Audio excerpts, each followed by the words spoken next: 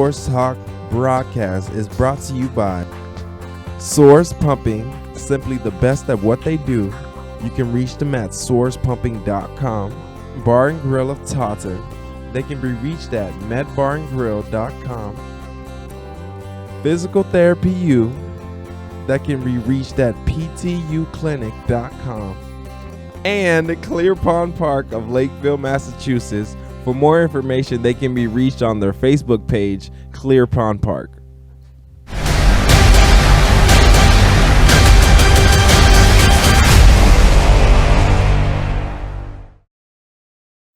Hello and welcome everybody to Cranston-Stebbins Stadium here in Cranston, Rhode Island, where tonight we have the East Coast Football League Championship, where the Granite State Destroyers, the North Division champ, will face off against the Rhode Island Cowboys, the South Division champion. The Granite State Destroyers, first off, is their first season in the ECFL. They played 5 seasons in the NEFL. Now they've 11-1 record their first season in the ECFL. They're led by their explosive offense, who is led by Junior Brown, who through 10 quarters of the season was a wide receiver, but came in and took this quarterback position by storm, leading this Granite State Destroyers team to a 9-0 record after he came in, averaging 34 points a game. Now the Cowboys are up for the test, though, finishing the season 10-4. They post a defense who only allows 9 points a game and an offense that scores 20. Eric Hamlin, their quarterback, threw for 1,300 yards and 23 touchdowns. So they're up for the test. We have 2 explosive offenses, 2 defenses that they don't give anything up, so something's got to give here tonight in Cranston, as we'll be back for kickoff right after this.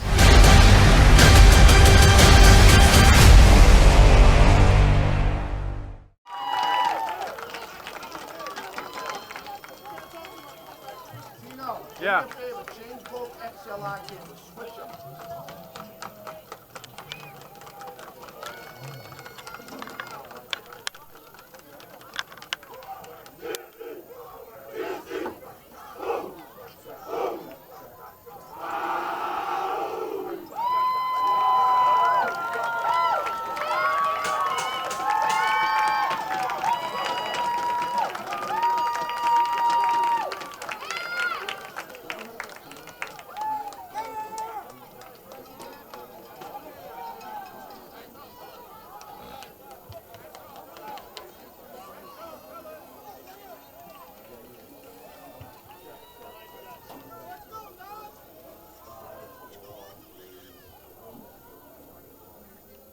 Move it back. Put it back the other way. Here we go. Good job.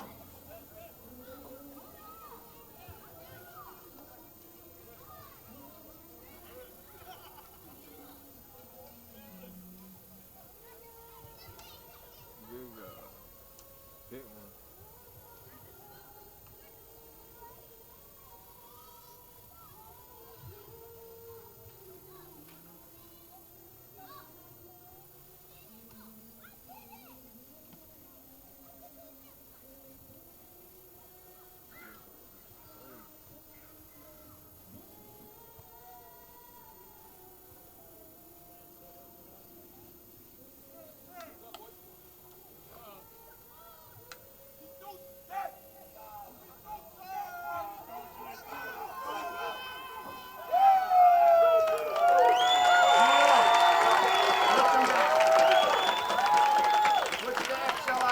Back.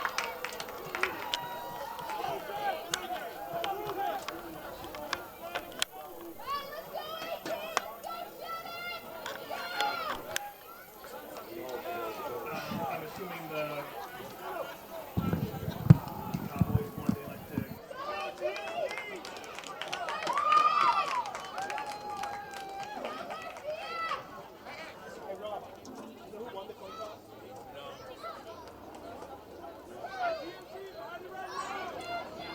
And we're back here on 4 Deep Sports. I'm Nick Capiccioni, joined in the booth by Dom Damiano and Coach John Vicente of the Marshfield Hurricanes. And it's only fitting that we end the season here at Cranston-Stebbins Stadium as we open the season with the North and South Division teams. These 2 teams playing here in Cranston, so it's only fitting we end the season here in this great stadium here on this beautiful Saturday night. in September. You know, the football gods have been nice to this league all season. I don't think Coach would know better than us as far as rain conditions. What a great night for a football game. Beautiful. I mean, it was 70 degrees, not a cloud in the sky.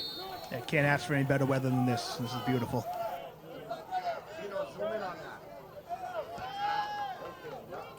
The Cowboys have a dribbler down to Shattuck. He picks it up off the bounce, going to the sidelines, crosses the 40 to about the 41. So that's a bad kick by the Cowboys. As we noted, they don't have a kicker, so obviously the kickoff team is going to be affected by it too.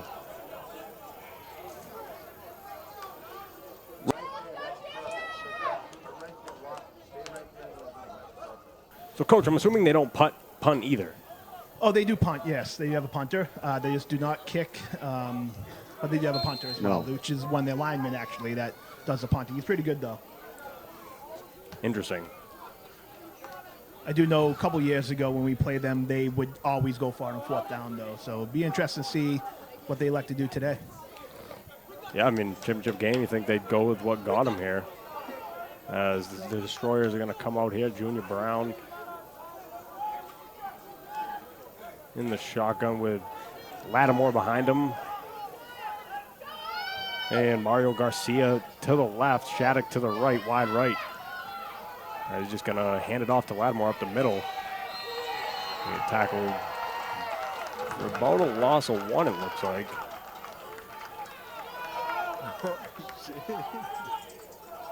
Yeah, great. Again, we talked about the trenches in the pregame. Trenches are so important right now, especially with these two mammoth lines going at it. Yeah, it looks like Granite State's trying to establish a run game first, but don't be surprised if they go 4 wide and then let Junior Brown use his legs. I could see them, if it's not working out completely, to get rid of the run game and, like you said, go to that. Junior Brown in the shotgun here. Same set. Hands it to Lattimore. Looks to get through a hole, but gets tripped up. Tackled to about the 40. Going to have a 3rd down and 10 here to start the game for the Granite State Destroyers.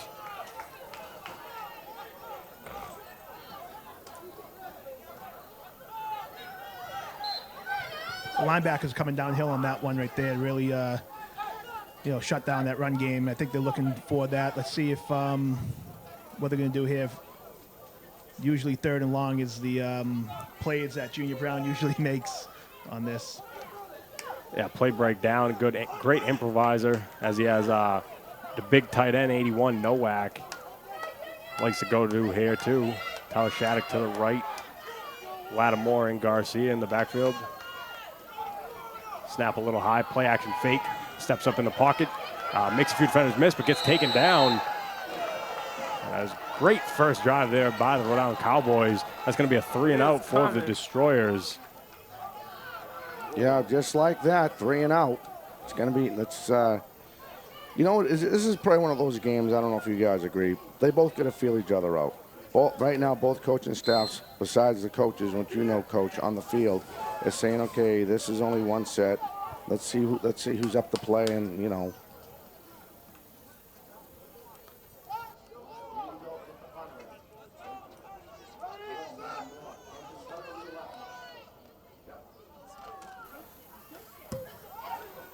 That's a high putt down to about the 35, rolling to about the 25, down to the 22, 23-yard line for the Cowboys. So they're going to start this drive at their own 23-yard line. Looks like it is on the Cowboys.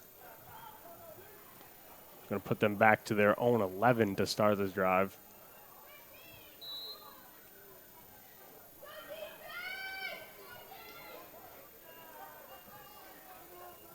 All right, so here we go. This is going to be interesting now. Let's see what the Cowboys are going to throw at them. You got Hamlin in the backfield, flanked by number 22, Sylvester Moses. 2 wide receivers to the left, 2 wide receivers to the right. Take that snap. The lefty's going to look to get it off. Be caught by number... I can't really I make believe that's up number 6, Alex Young. He's definitely the go-to guy on this. That's so cool. We get 3 eyes watching that play, better than... Yeah, that helps. That helps Three definitely sets having of that eyes. because I could not see what that number was.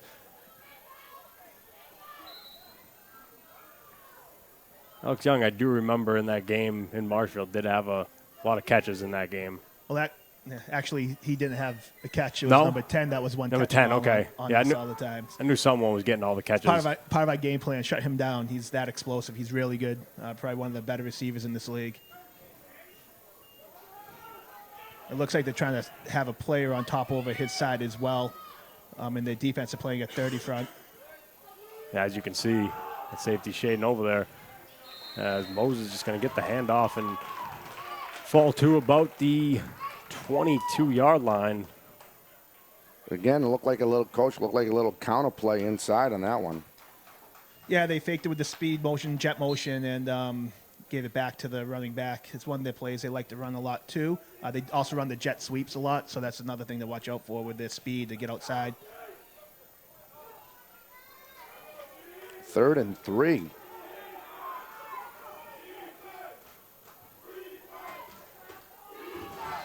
Hamlin in the shotgun here, 4 wide receivers wide.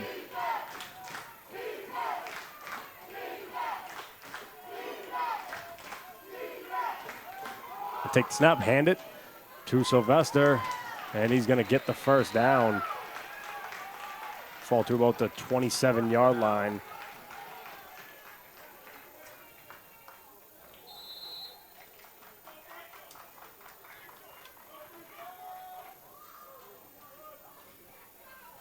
Beautiful day for a ball game. Absolutely. Yeah, as a coach, I love seeing that play there where they pull in the backside guard to get up the hole, get an extra blocker through there, especially. They're only playing 3 down linemen on Granite State right now, which is different. They usually run a 4-2-5. It looks like they're running a 3-5 right now. It's pretty interesting. I think they're trying to attack the run game right now. You don't see in this league the double wing or the single eye. You know what I mean? Wide receiver in motion, as that's number 11. So he's going to get to about the 31, get hammered by number 85 on the Destroyers. As much as that was a great run, does that irritate you guys to see him holding that ball like a loaf of bread like that? That irritates me. I know high school and this level is 2 different birds, but just the whole, the premise of keeping it like that. One kid, we always teach the kids, when you wrap them up, the first thing you slide your head, bull neck, ball, head on the helmet, wrap them up, take them to the ground. Yep, I like the word bite the ball, I like to say, but I'm going to steal that. I'm stealing that tomorrow. Bite the ball, yeah, that's what's said in the Pop Warner level. Yeah. Bite the ball, wrap up, drive. I'm going to steal that, Nick, on practice on Monday. Bite the ball. Bite the ball. So Hamlin going to have 4 wide receivers here again. This is what they like to run. They're going to be in the set all game. As Young's going to come in motion, just hand it off to Sylvester. He's going to break through. That's a hole, as he's going to deliver a hit there to end the run. So big hole there as Sylvester gets through, and he's going to be tackled down to about the 47-yard line. That looked like a good old-fashioned zone block, no? Or an ISO, right? Yep, that's that fake the jet one way. They get the linebackers to cheat, and then they just come back with that counter or the zone block the other way. I might call that split zone. I'm not sure exactly how they're going to call that, but yeah, definitely zone blocking up front. So Granite State's probably going to have to get out of this 3-5 if they're going to be able to run the ball like this. I mean, there's holes wide open. But why aren't you stunting that's the idea of the 3-5, to catch them off balance with a running back, no? A running linebacker coming in.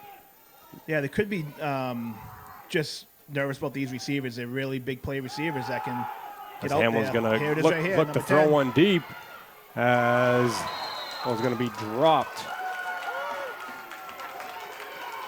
by number 10, Monroe, Markeem Monroe, the number 1 wide receiver on the year. That's what you want to see. I mean, that ball, in my opinion, that ball was seriously underthrown. It was, yeah, a little underthrown on that. It was great coverage, too. They stayed with him stride for stride, so got to give GSD, number 28, a credit there. I'll tell you guys, not for nothing, but I'm not catching that ball if he throws it to me anyway. Markeem Monroe, though, I mean, he's on the season. He makes big plays like that routinely. 18 receptions for 854 yards. When I looked at that number, I was like, there's got to be a misprint. 47 yards a catch. So Had like 150 against us. So that's what he does. 7 touchdowns on the season with 2 kick returns for touchdowns also. Here we go, double slots now. We're going to have second down. He's going to throw that one to Monroe. He's going to get the first down. What explosive speed that kid has, huh? yeah, he's a great athlete. Like I said, Marquise Monroe, he's a talent. And that's one thing that Hamlin's gotten so much better at in the 3 years I've been watching him is the shorter throws. He's a lot better with his timing. He used to be really good at deep ball. Now he has that short ball in his arsenal. He's a really dangerous quarterback to face. All right, they're going double slots again out of this spread. Really interesting. You got Keenan Hatch wide left, Monroe in the slot, and then the 2 to the right is going to be Derek LaPree and Alex Young. Sylvester still in the backfield as Monroe's going to come in motion. That ball is going to be bobbled by Sylvester. And lucky there that wasn't a turnover and just a 2 or 3 yard loss. As Sylvester bobbled the handoff from Hamlin, and the Granite State Destroyers were all over him on that one. I'll tell you, everybody was so excuse for the Cowboys. It looked like they were so zoned in on him hitting that A gap on that weak side, and the end, that outside back had a free look. I think they might have gone to the well too much with that. They're sending that weak side guy to kind of clog up any holes on that counter now. 15, the DN did a good job on that. Now you got 3 wide receivers to the right now. Monroe, the only lone wide receiver to the left. Gonna take that, fake the throw, and just hand it off. And number 20 is gonna make a move and get up to about the 22-yard line. So they put 3 out wide to the right and hand it off to number 20. Who makes a big play. That's the athleticism of the Cowboys right there. That's a great run. There's a 21-yard gain right there. It was a great job on that. Great play setup, and that just did a regular drawer on that. It looks like GSD went into the 40 front now. I think they're realizing they're starting to run the ball on them. This front line for the Cowboys are playing great right now. Are you afraid? Absolutely. Are you in favor? Do you like the 40 front? Do you like that? Really depends on What comes who we're at ya? facing. I like a 40 front because it can just create better gaps if I'm trying to blitz more guys in there. So all depends on who we're playing, though. I will go to a 30 if we need to. As now they have a different set here as Monroe's in the backfield with Damian Nance, who was the running back on that carry. As now Monroe's going to go to the right, going to fake it to him and throw it to the end zone to Alex Young. Wow, And that's going to play, though. That's going to be coming back, it looks like. I saw that coming a mile away. They brought the guy out showing the bubble screen. The corner stuffed up on the bubble. They hit that on the fade. Great play design, great setup. Let's see what the call is. And that was a great throw by Hamlin, too, right on the money. Holding offense. Wow. That hurts. You know what's so funny with these new federation rules is that the holding is now the spot foul. So if you're holding 5 yards behind, you 10 yards from the spot of the foul. Yeah, it's It kind is of frustrating. Yeah. No more free play on offsides. Everything's dead. Yeah. Thinking the safety of the kids. I think they call that on number 7, Miko Washington, I believe. That's a costly penalty for the Cowboys erasing that touchdown as they're back to the 31-yard line here. Hamlin's going to take that one out of the shotgun, hand it to Nance, and he's just going to get up to about the 20, let's say about the 26-yard line. Trying to get some of that back from the penalty. Is it me? Does that Cowboys quarterback have such a fluid motion when he releases that ball? He's really good. Does have a great motion, great throwing mechanics, very smooth. Definitely helps having these wide receivers to the outside, too. Yeah. Excellent point, Nick. Excellent point. There's going to be 4 wide receivers with Nance to the right of Hamlin. Gonna have second down in 5, 10, and about 15. It looks like a flag on the play. That was a good old-fashioned guess. He wasn't even watching the ball because. That's one thing we did a lot against GSD. They do jump off. They try to jump the snap count a lot. So that's one thing they can do a lot of hard counts, get some free yards on that. It's offsides. The Cowboys going to get 5 more here. As they're going to get right back to about the original line of scrimmage. It'll be 2nd and 10.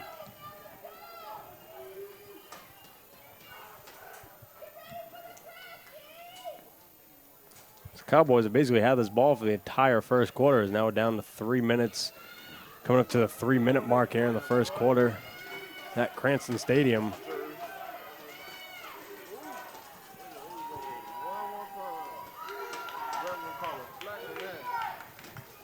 So Monroe wide to the left. Alex Young at the top of the screen.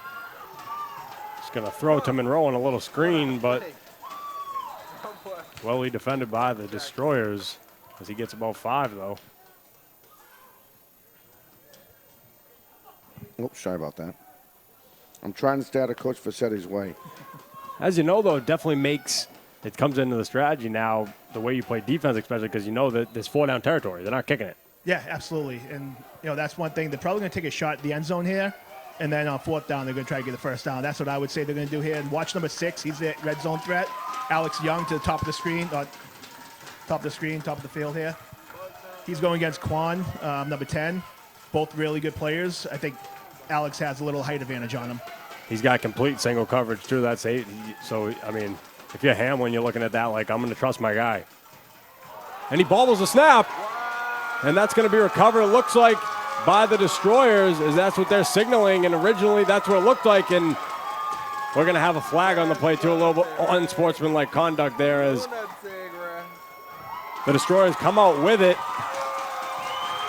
So what a turn of events there as the Cowboys are in the red zone and just can't hold the snap. Hamlin bobbles it and recovered by the Destroyers. And there's going to be an unsportsmanlike conduct penalty, I think, tacked onto that. As you can see, the Destroyers now up to the 35-yard line. So big change of events here. Momentum completely on the Destroyer side as Junior Brown's going to take that.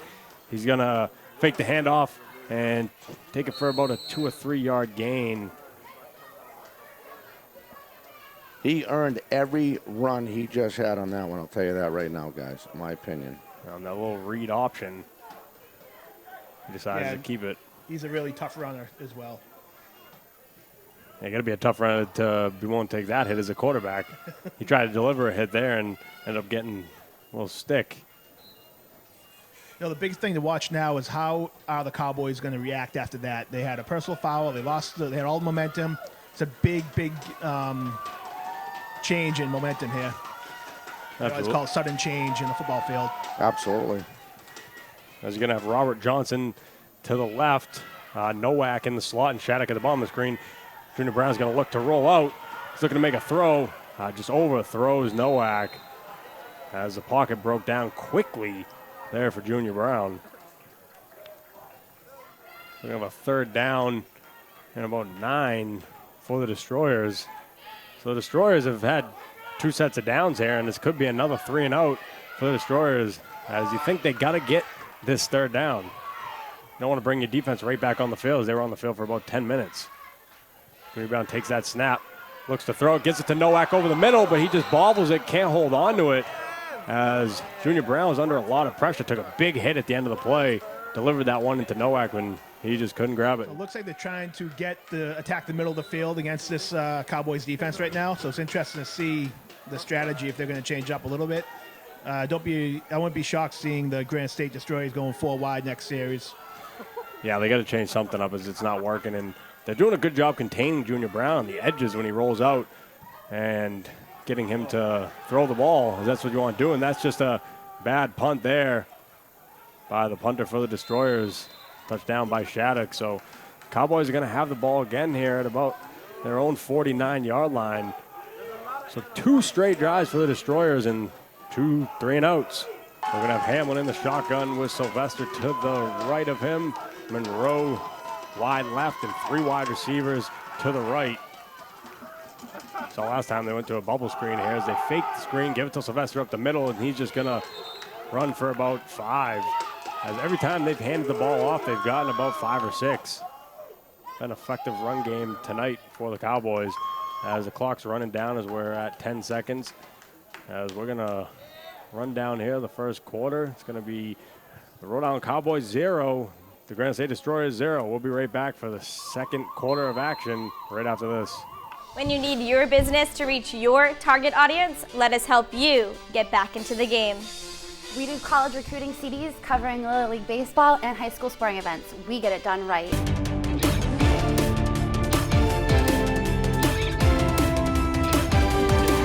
the game, the Trojans 60.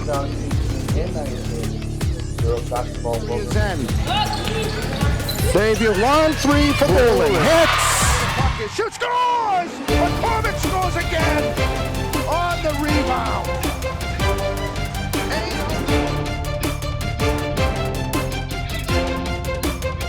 Here we go back to live action here to start the second quarter. And here is Nick with this call. And we're back here as the Cowboys have the ball at the Granite State Destroyers 46. Hamlin going to take the shot out of shotgun, throw it to Monroe as he's going to be stopped. Great job there by the Granite State Destroyers cornerback getting in there, making the tackle.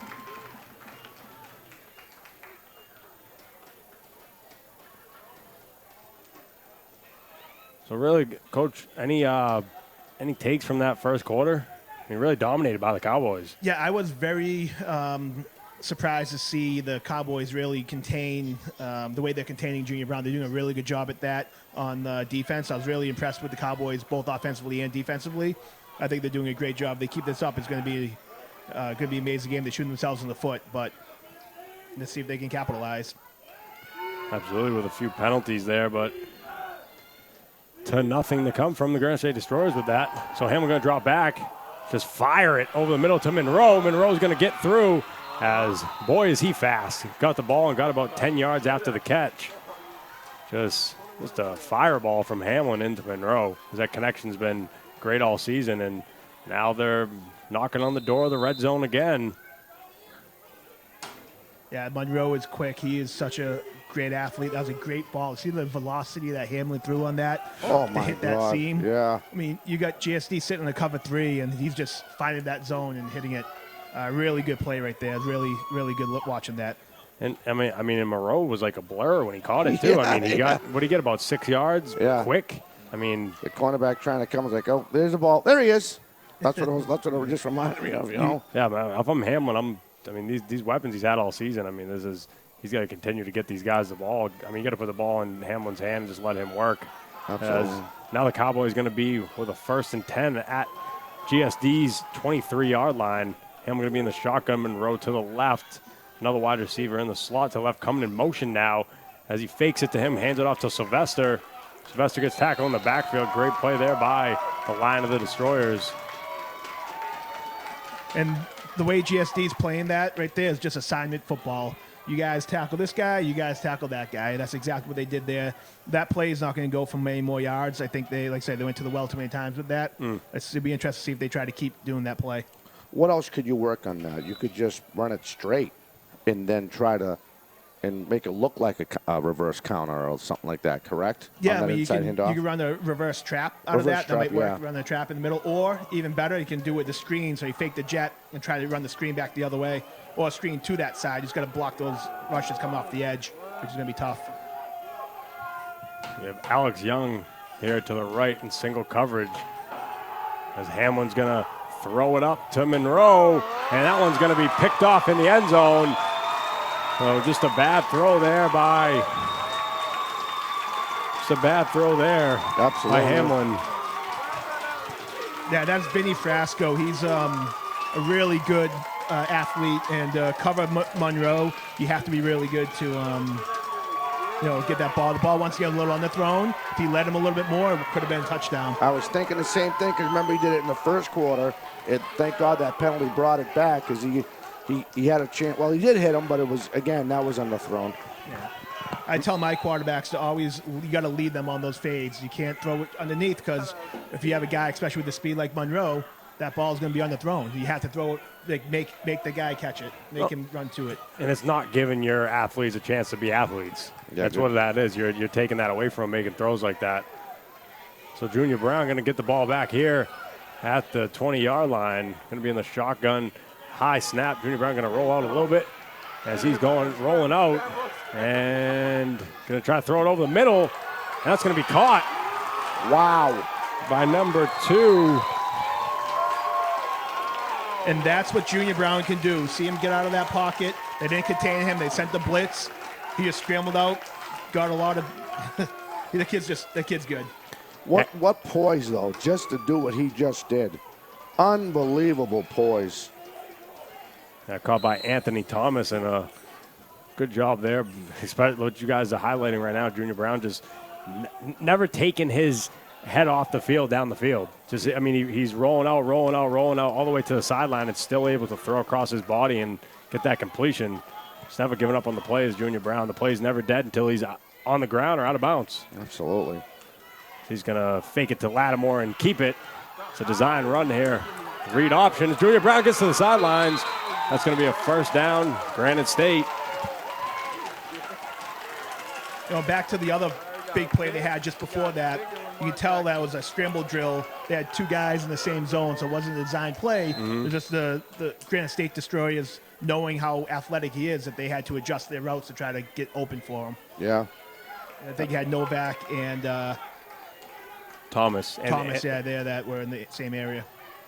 And they know. They've been playing with him all season. They know when the play breaks down, keep moving, try to get open because he's gonna get us the ball. It goes back to that chemistry I was talking to about. First time we saw him, he didn't have that. Definitely has it now with the guys. Absolutely. As now they're going to have the ball for the first time in Cowboys territory at the 45-yard line. Junior Brown with Lattimore to the left. Shattuck all the way to the left. Nowak in the slot. As he's just going to get it to Nowak and can't come up with the catch. The catch a little low, but if you're Nowak, you got to come up with that one as he's already had 2 drops now in the game. Yeah, exactly. You got to execute. I mean, you know what's so funny? He was under duress over here in his own end, and now he has time to throw, more time to think about it. I don't know. That's just me being me, and he can't hit him. Yeah, that's one part of his game I think he needs to work on is his accuracy. Yeah. It's not the best, but he's such an explosive player that they sacrifice that. Couple plays that they missed those plays to this, and Cowboys had too many men on the field there. Looks like we're going to have and they still have 12. So they have 13.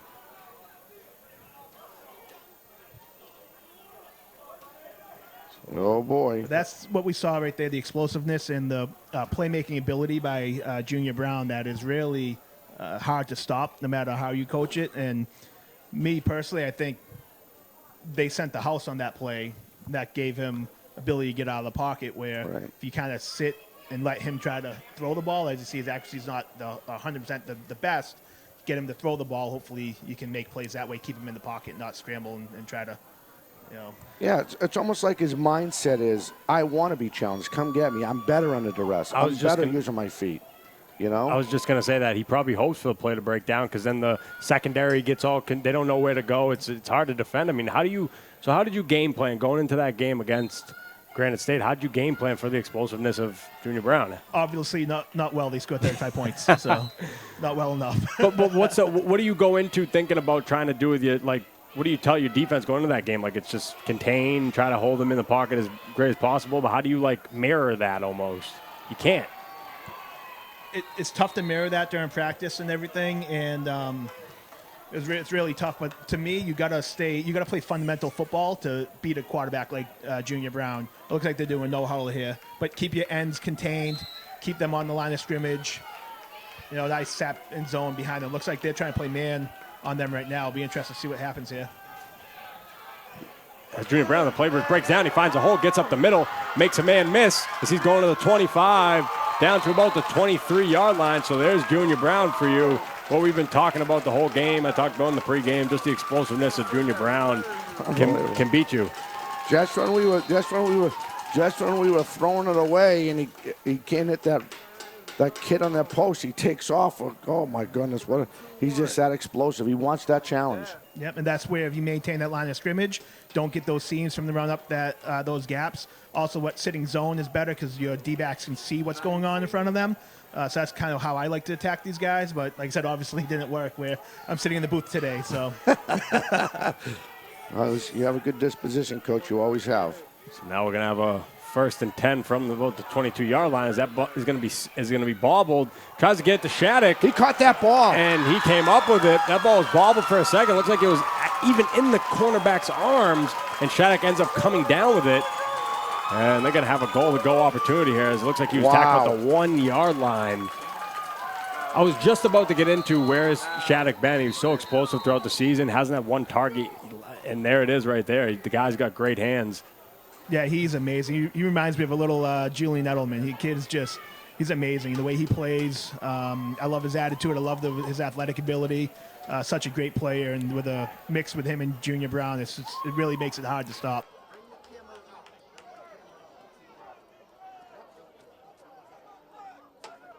Novak in that situation, you got a really explosive offense, and this is kind of what I was expecting early in the first quarter. Obviously, took a little bit longer to feel each other out, but exactly. Looks like we have a timeout. Junior Brown fired that one in too. That was a good throw. Oh my God, that was like over the defenders, stride for stride. Maybe a half a stride away, and it looked like it might have went off his shoulder pads because. I didn't see it. Well, we didn't see the ball fall. He's still running a couple more strides, and all of a sudden he's tucking it in, and then the defender's finishing off tackling at the zone at the 1. Well, that was great coverage too. He was right with him step for step. Yeah, exactly. No, you're right. I was just trying to put an analogy to get how did he do that? Yeah, it was amazing. Good play, great play right there. So now you're gonna have a goal-to-go opportunity here from the 1. Just gonna hand it off. I think he kept it.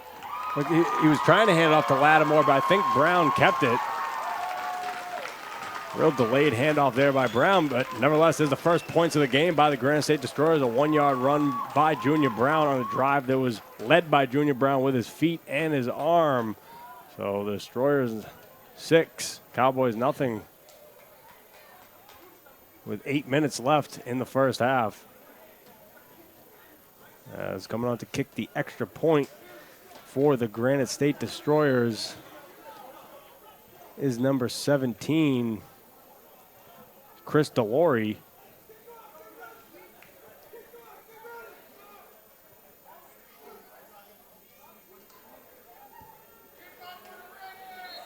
And that's going to be right down the middle for Delory. I apologize. Did we have a penalty? It looks like we missed the penalty. There must have been another penalty unsportsmanlike on the Cowboys. Absolutely. You cannot balls be kicked off at the 50, so that's big. The Cowboys have to maintain their composure on this. They can't be giving these free yards in a game this big. Especially when you know that you're going to have a kickoff with one of your best playmakers back there. You got to give him an opportunity. As the big tight end, number 81 for the Destroyers, also is going to kick off. And that's a leg. Wow. That thing's in the back of the end zone. That's going to be out of the end zone. That's one way to prevent a big return. Yeah, just kick it out of the end zone. I was thinking the same thing. That's a big boy kicking off. Absolutely. What a leg. Yeah, now it's going to be interesting how they use their weapons now, how the Cowboys respond. They've seen a couple defensive sets from Granite State. So let's see. Like you said, they went to the well too many times on that counter. I'm curious. I'm really curious to see what they're going to come out in this set. This is a big set for them, being already down, 7-0 in this championship game. Yeah, absolutely. If we know the Hamlin, the Cowboys, they don't give up easy. So they can definitely, their big play, they can come right back in this any second this quarter right now. Absolutely. Come back here with a 4 wide receiver set with Sylvester in the backfield. It's going to be Young, Hatch, Monroe. Hamlin's going to take this, just get it off to Young. Young's going to get out to about the 30-yard line.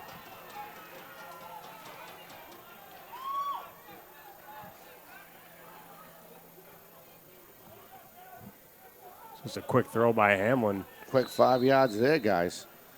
Yeah, every time, I mean, when they throw the ball, they have success with these wide receivers, whether it's long or short or intermediate, it seems like. Well, not the long ball today, but so far intermediate and those short routes have been very successful for this Cowboys offense.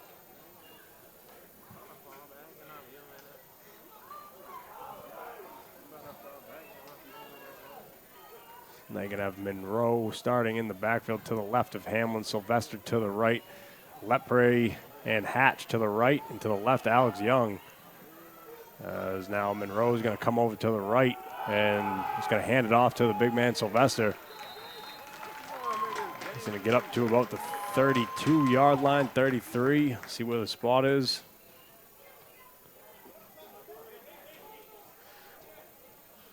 Now the 3rd and 2 for the Cowboys offense. Do they need to break something big, Coach, right now, you think, or just take these small steps and eat up 5 yards at a time? Just get a first down right here. Eat up 5 yards. I would go back to something like that where you're motioning the guy out into the flat, fake like that bubble screen, because the linebackers are bouncing with them, and just keep running with Sylvester. I'll be doing that right now again. Get the first down. First down, maybe take a shot just to see what you can do.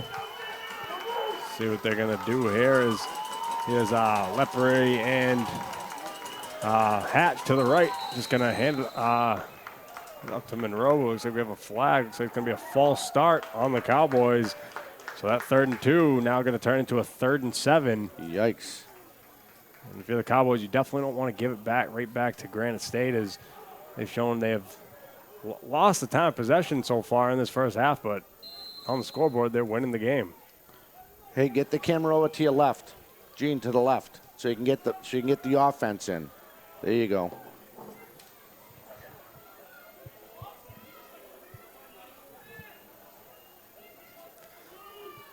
Of a 3rd and 7.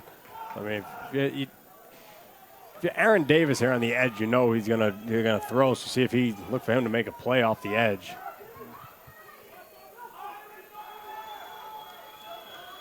So they have Young alone on the far side.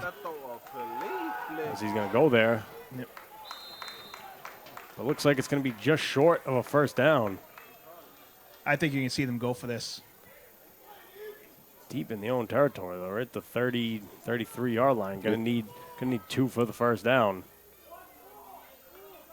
Coach, you're tougher than me. I'm scared just thinking about it right now. Going a 4th down this far on your own 34, 33. I think they're confident enough in their defense, even though they let up a couple big plays that last drive. I think they're confident, and they're going to go for it. And don't be surprised to see a hard count here, too. They might just do a hard count, try to get him jump off sides. But it's interesting to see Young by himself up top.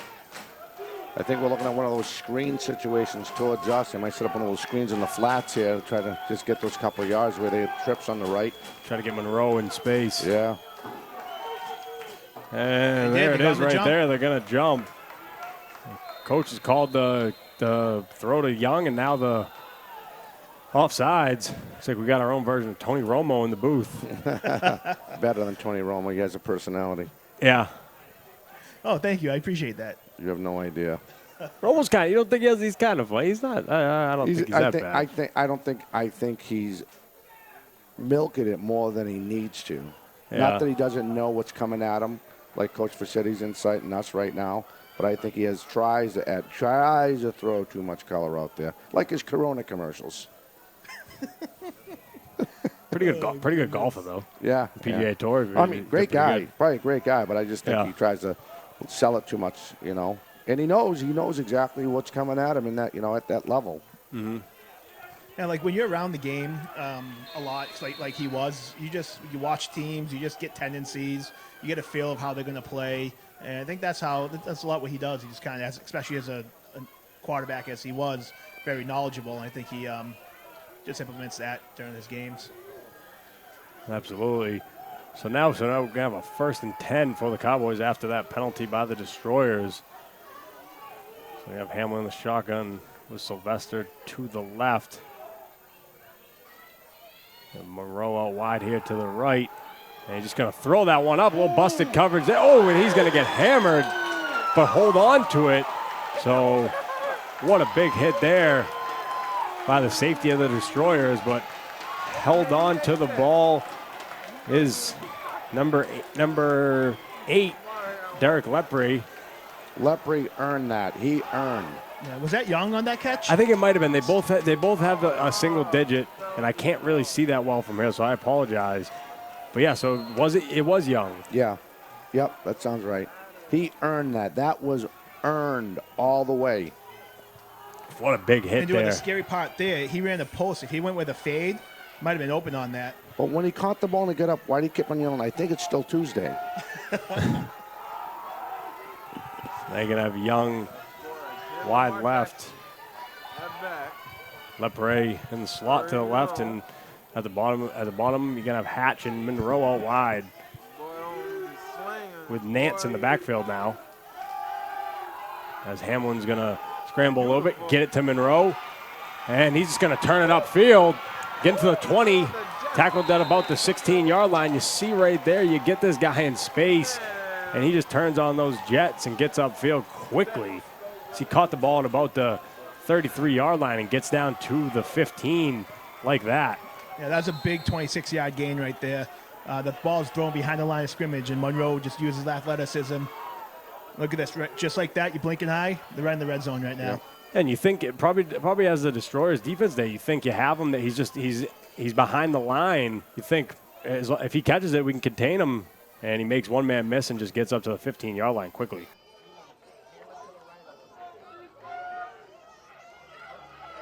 So now you're going to have a 1st and 10 from the 15-yard line, as now you have Monroe in single coverage, as we're going to have a timeout, Destroyers. So now you're going to have a 1st and 10 from the 15 after that timeout. It's going to have Young all the way to the left in single coverage. And have Hatch, the ball mean screen, is going to hand off to Sylvester. And that little counter. He's going to power his way to about the 11-yard line. Cowboys knocking on the door again. You think they got to get this one in as we creep up to about 2 minutes left in the first half. 2 minutes and 35 seconds left and ticking. That was the first time the Cowboys came with a tight end formation right there, so it's interesting to see that. It looks like GSD had no safety, so they're probably going straight man on this. So it'll be interesting to watch this, what Cowboys do. It looked like their safety 19, the one who made that big hit, was a one-on-one on Young. Yeah. Approaching the 2-minute mark left of this half. Hopefully they won't have another penalty, shoot themselves in the foot. Well, now if you look at it, look how far back this slot receiver is. Yeah, you got You got Monroe now here coming in motion. Oh, double. Oh. That ball's going to be snapped by Hamlin, but it looks like we're going to have a flag. Illegal motion on that one. I noticed they're both back. There's going to be some tricky play, maybe like a speed cross or something, or jet with a reverse or something like that. But a lot of coaches, a lot of people get too tricky in the red zone. And I think the Cowboys just kind of stick with what they're doing, hit the hitches, smash routes, even like the bubble screens too. Like stick to what you're doing. I think would be, what they should do in the red zone. Don't get panic and have to change things up. Yep. So no penalty because it's still at the 11. Yeah. What are they going to move the ball? Looks like that. They refuse. Can you refuse it down? 2 minutes. 2-minute warning. Oh, There's a 2-minute warning. Okay. Yep, we have 155, 154. I have. But I'm saying no penalty though. Yeah, They're not. 2-minute warning on that. Okay. Oh, so that's why they stopped it. That's why they stopped. So that wasn't a Okay. penalty. That was not. That was a 2-minute warning and saved by the bell, I guess. You're gonna have Monroe come in motion there and just hand it off. A little misdirection there to Sylvester.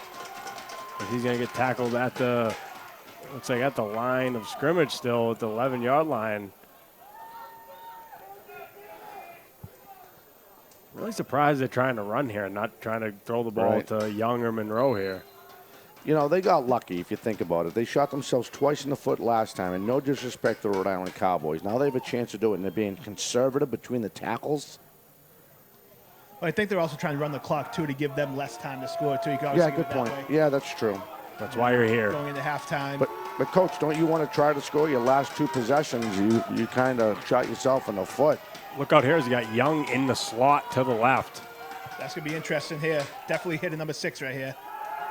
That's where he's looking, but nope, he goes to Hatch. And that ball a little bit behind him. So we're going to have a 4th down from the 11-yard line. Yikes. As we all thought the ball was going to Alex Young there in the slot, and he goes to Hatch, number 8. Nope, not number 8. Sorry about that. Keenan Hatch, number 2. And Hamlin throws that ball a little bit behind him. That was a good play design, just didn't hit him on that. And now it's 4th down. Once again, not having a kicker, it's going to be sneaky big right here. They've been in the red zone twice. They fumbled last time, and Granite State was able to get it. And now they've had the ball first down on the 15. And they got 4th and 6. Yeah, they only have, if you think about it, they only have 21 yards to work with, right? So Hamlin in the shotgun, Sylvester to the right. Watch a slant corner on the top of the screen. Monroe, there it is. There was a slant. Throws it up to Alex Young, and he comes down with it in the back of the end zone. We're going to have another penalty. That's going to be roughing the passer there on number 48. Going to have roughing the passes. Looks like this touchdown's going to stand. Good throw there by Hamlin. Offsides defense.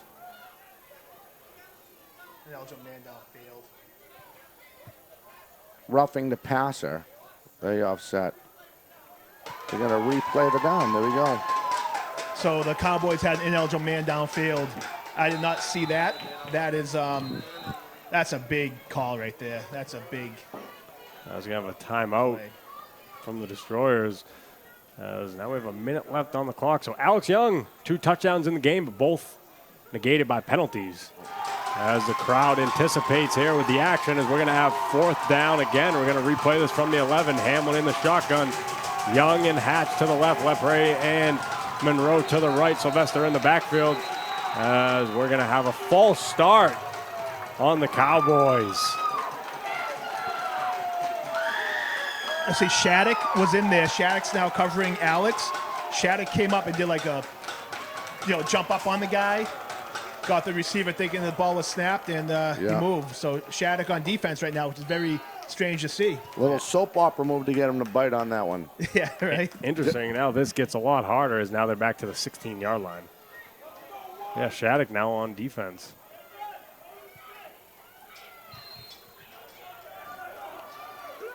Wonder if that's just one of those things, hey, coach, let me cover him.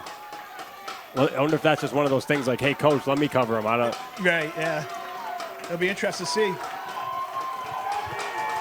As you're gonna have Monroe wide right, Young there in the slot with Shattuck on him. As he tried that little same jump step. Hatch is gonna throw this one up for Young, and that's as he dropped it to the ground. He might have pass interference, but what's the call? This is gonna say out of bounds, but we have a penalty flag too. As now Young takes off his helmet and throws it, so there's going to be another penalty flag. So if it was on the Destroyers, now it's going to be on the Cowboys too, offsetting. So let's see as they sort this one out. The Cowboys have to maintain their composure. They just got 2 personal foul calls right now, both dead ball. They're saying that was not a touchdown, but it was probably pass interference. But now they just threw 2 personal foul calls on them. It's going to be, they got to maintain their composure. I know they face that adversity. Every team does that. One thing that is going to be different is the championship teams will keep their composure, where non-championship teams, they will blow up.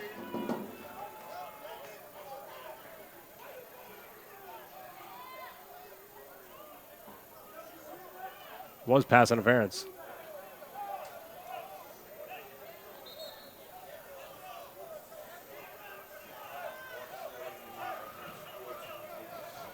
Offsetting, unsportsmanlike with the pass interference. So if you just kept your composure, that'd be a 1st and goal, no? Because is it a spot? Is it?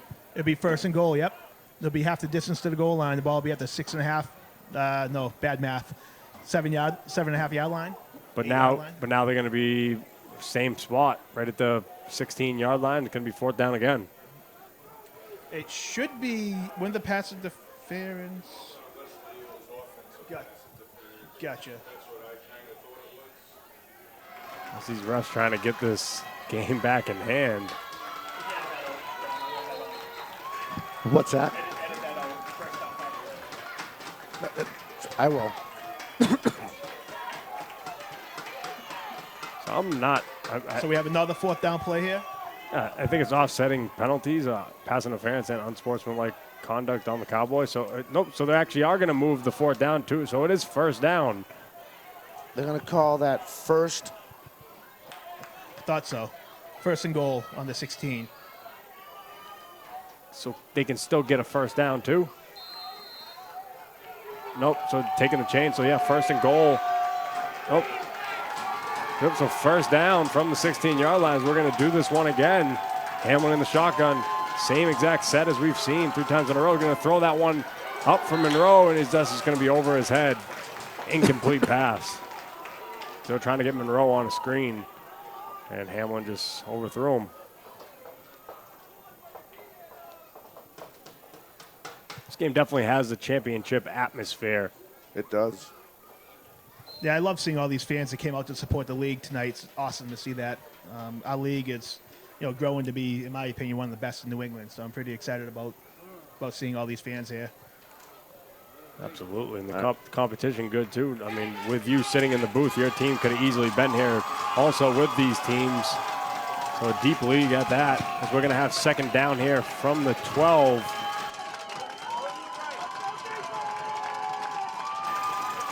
Hamlin in the shotgun, going to take the snap, drop back, look to throw that one up to Monroe as he's going to be over in the corner of the end zone to make the grab. And that's going to be 6. No penalties. Let's make sure and check. No penalties for the Cowboys as Monroe just going to use his good route running and speed to get open in the corner of the end zone and make that grab. And that was a smash route, combination of a smash route. We had I think a slant corner, which I called earlier up there. I think would be a great play to run against this team. And they did that. Monroe, beautiful catch, beautiful ball by Hamlin. And that's what you get with Hamlin. He's going to give you that good arm and great play. And this is going to be interesting here that they're going to have to use a go for 2. They're not going to kick. And this is what we talked about pregame. This is what will decide the game probably for the Cowboys. If they can convert more than these, then they don't. It depends what the score is, but no field goal kicker as we've talked about. So we're going to go for 2. Hamlin in the shotgun with Sylvester to the right. Monroe wide right. And you have Hatch and Young to the left. As Monroe's going to change the play.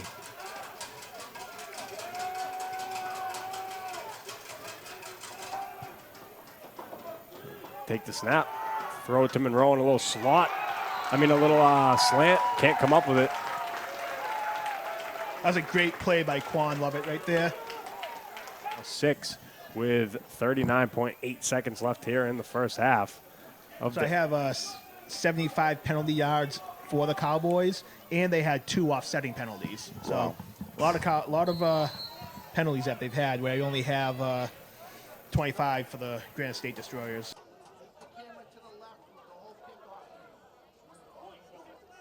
Shows how important coaching is, as that's just going to be a dribbler of a kick, and that's going to give the Destroyers a chance now, as they're going to now have the ball at the 49-yard line.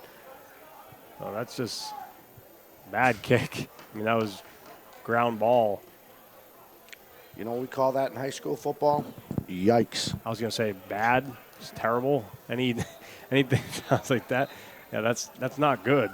Now the Destroyer is going to have a great opportunity with 34 seconds left. And with Destroyer's kicker, they only need about 20, 25 yards to get in the field goal range, and they can be up by 4 points going into halftime. So it's going to be interesting to see what happens here. We already know their leader, their quarterback, can march. He loves being under duress. He loves the challenge. Don't give him a chance to sit there and look at somebody throw the ball. They'll underthrow you. Right. No. He loves the challenge right here. This is what he lives for. Cowboys going to get that second half kickoff. So you're going to have Junior Brown here in the shotgun with Lattimore to the left. Thomas to the left, sorry, as we're going to have a flag. Looks like it's going to be offsides or a false start. Let's see. 24 is trying to get a head start. So we're going to have a false start. Push them back to the 44. 1st and 15. See the safety of the Cowboys way back, playing back by about the 30-yard line. And Junior Brown's going to drop back, move around a little bit, step up in the pocket, going to look to scramble, make a guy miss, and get tackled at the 48-yard line. But I know that they've used I think the Destroyers have used 2 timeouts already in this first half. If my memory serves correct, 2 timeouts they've used already, haven't they? I believe This so. is their last here, I believe. So the last timeout for the Destroyers with 19.9 seconds left. And one thing on that play, if they saw it, the guy in the slot here, there was a guy coming down this left side of the field that was wide open on that play. I believe it was their slot receiver. No, the slot receiver in the mesh route. There was number 24 who was open, beat this guy out here. So it'll be interesting to see if they go to the well again here. That's the negative of a quarterback like Junior Brown that moves around so much, is that usually doesn't see the progressions usually. I mean, he's scrambling around trying to create something, and that just turns into that scramble in the back end. Brown now taking this in shotgun. Shattuck in the slot to the left. Drops back, looking for a wide receiver. Now he's going to look to run. He's going to make one man miss. And he's going to run to the outside, trying to make another man miss, but good job there containing by the Cowboys. He breaks another tackle, breaks another one, and gets tackled at about the 44-yard line is Junior Brown. So this clock's going to run out, and that's going to do it here at Cranston Stadium in Cranston, Rhode Island. I just want to shout out number 47 on that play. Did a great job playing him. Went on DN, saw the guy coming to flat, got him, stayed contained after he ran. Just great job making second effort to make that play. So that was a great. He was containing him the whole time. He stayed with him. That was a great job there. But so we're gonna go to the halftime break here as the Granite State Destroyers lead the Cowboys 7-6. We'll be back for the second half of action on 4 Deep Sports right after this.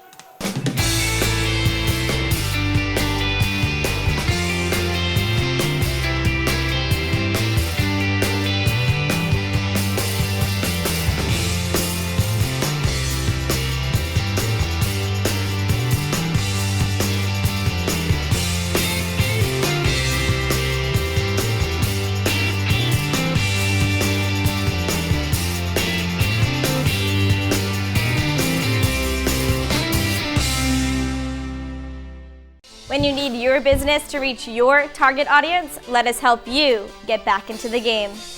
We do college recruiting CDs covering Little League baseball and high school sporting events. We get it done right. Of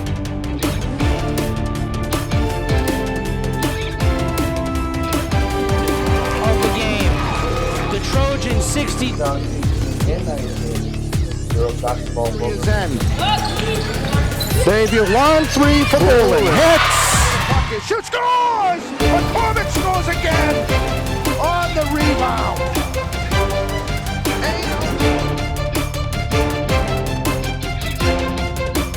Everybody, welcome back. Dominic Damiano with Nick Capaccione. I said it right. Got it right, yeah. See that? I thought about the CH and the E is an A sound in Italian. Little overemphasis on the end, but I like it. Actually, I wish my name was actually pronounced like that. I liked it better, actually. And, of course, Marshfield Hurricane head coach John Facchetti, as he's helping us break down the stats. Again, we get ready to start the second half. There's your scores. You see it's 7-6.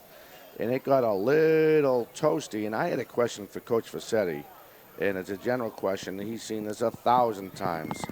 How do you get the guys not to bite on the talk? I'll just call it the smack talk, as we used to call it back in the day, or I think the kids still call it that. How do you get them not to bite on that, Coach? That has to be frustrating for you and your staff. But the end of the game, it's, I don't know. How do you police that? It's just keep reiterating, keep your composure, play your game. Yep. Don't get out of control. Like, just don't listen to them. They're going to try to get you off your game. Like, just try to keep them focused on the task at hand, because once you start thinking and start jarring and getting getting your thoughts of other things. It's just you're not focusing on the game that you need to. And some people thrive at talking, and they're good at what they do, but a lot of them aren't. They just talk to talk. You got to try to keep them composed. Yeah, I tell you, my hat's off to you, and probably Nick thinks the same thing. I mean, they're grown adults, and some of these guys are big adults, but it's just so frustrating seeing them. I was doing the game when you guys knocked off. Was it Phoenix? I'm saying that right? Mass Phoenix. And I'm not gonna lie, some of the guys from the Hurricanes were going back and forth, but they kept their composure and they let. You don't know. I mean, of course, even in the pros, they probably talk smack in between the tackles and the tight ends and all that. It's just that it's more. You can see it more at this level and at this league, even the NFL, for that matter. You see it in the kids that, unfortunately, let them. The guy calling kids because I'm younger than them. I'm older than them. Excuse me. I wish I was that young, but you see them just get overwhelmed with the action going on the field. I just get frustrated seeing that. I'm like, how can that be fun? You're sitting there smack. You're down by a point. I hear them coming out, and God bless the Cowboys. They come out, it's 0-0, it's 0-0, it's 0-0, and that's good mentality. But now, again, that last part of that first half, you're getting overwhelmed with what's going on. Ref blew the call. I mean, the ref made the call. It is what it is. You can't go back in time. You got to play what's at you. So again, Nick, what's your thoughts on that? It's just, the difference between, you see it all the way up to the New England Patriots. I don't mean to be a homer with it, but they don't get beat by personal fouls. They're not going to have unsportsmanlike conduct penalties. It goes back to coaching. You didn't see Marshfield have a lot of them. I'm not just saying that because he's next to me here, Coach Fassetti. They've been the model in the North Division for years now because they don't make mistakes like that, and they handle themselves a different way. The Cowboys have let those penalties affect them a little bit, and they're lucky here to get that touchdown at the end of the half and not have those penalties end up affecting them. Like you said, they offsetted. They could have very well went against them and not been offset penalties, and they would be 7-0 right now. But you can't let it affect you, and we'll see if that affects them here in the second half. Let's hope it doesn't, because it's been a great football game up to that point. And I'd like to see the actual talent on the field decide the game and not these unsportsmanlike conduct penalties. Absolutely. It brings the game down is what I'm also trying to get. It brings, Coach, do you agree on that? It brings the game down no matter what level? It does, yeah. It's not football. It's something that, and these guys, they're doing good. They're trying to, I see it's very emotional, and that's the biggest thing is you got to get these guys, you got to get them so hyped up to play at the best they can play, but you also have to keep them to control those emotions. And it's a hard thing to do, especially when playing with grown men. It's really tough to keep those emotions at bay. And with that being said, here's Nick with the second half action, 7-6 Granite State. As we're going to have the Cowboys going to return this as Nowak's going to kick it back as you have more back there with Hatch. As Hatch is going to take it and not really sure where to go with it. And it's going to get taken down about the 33-yard line.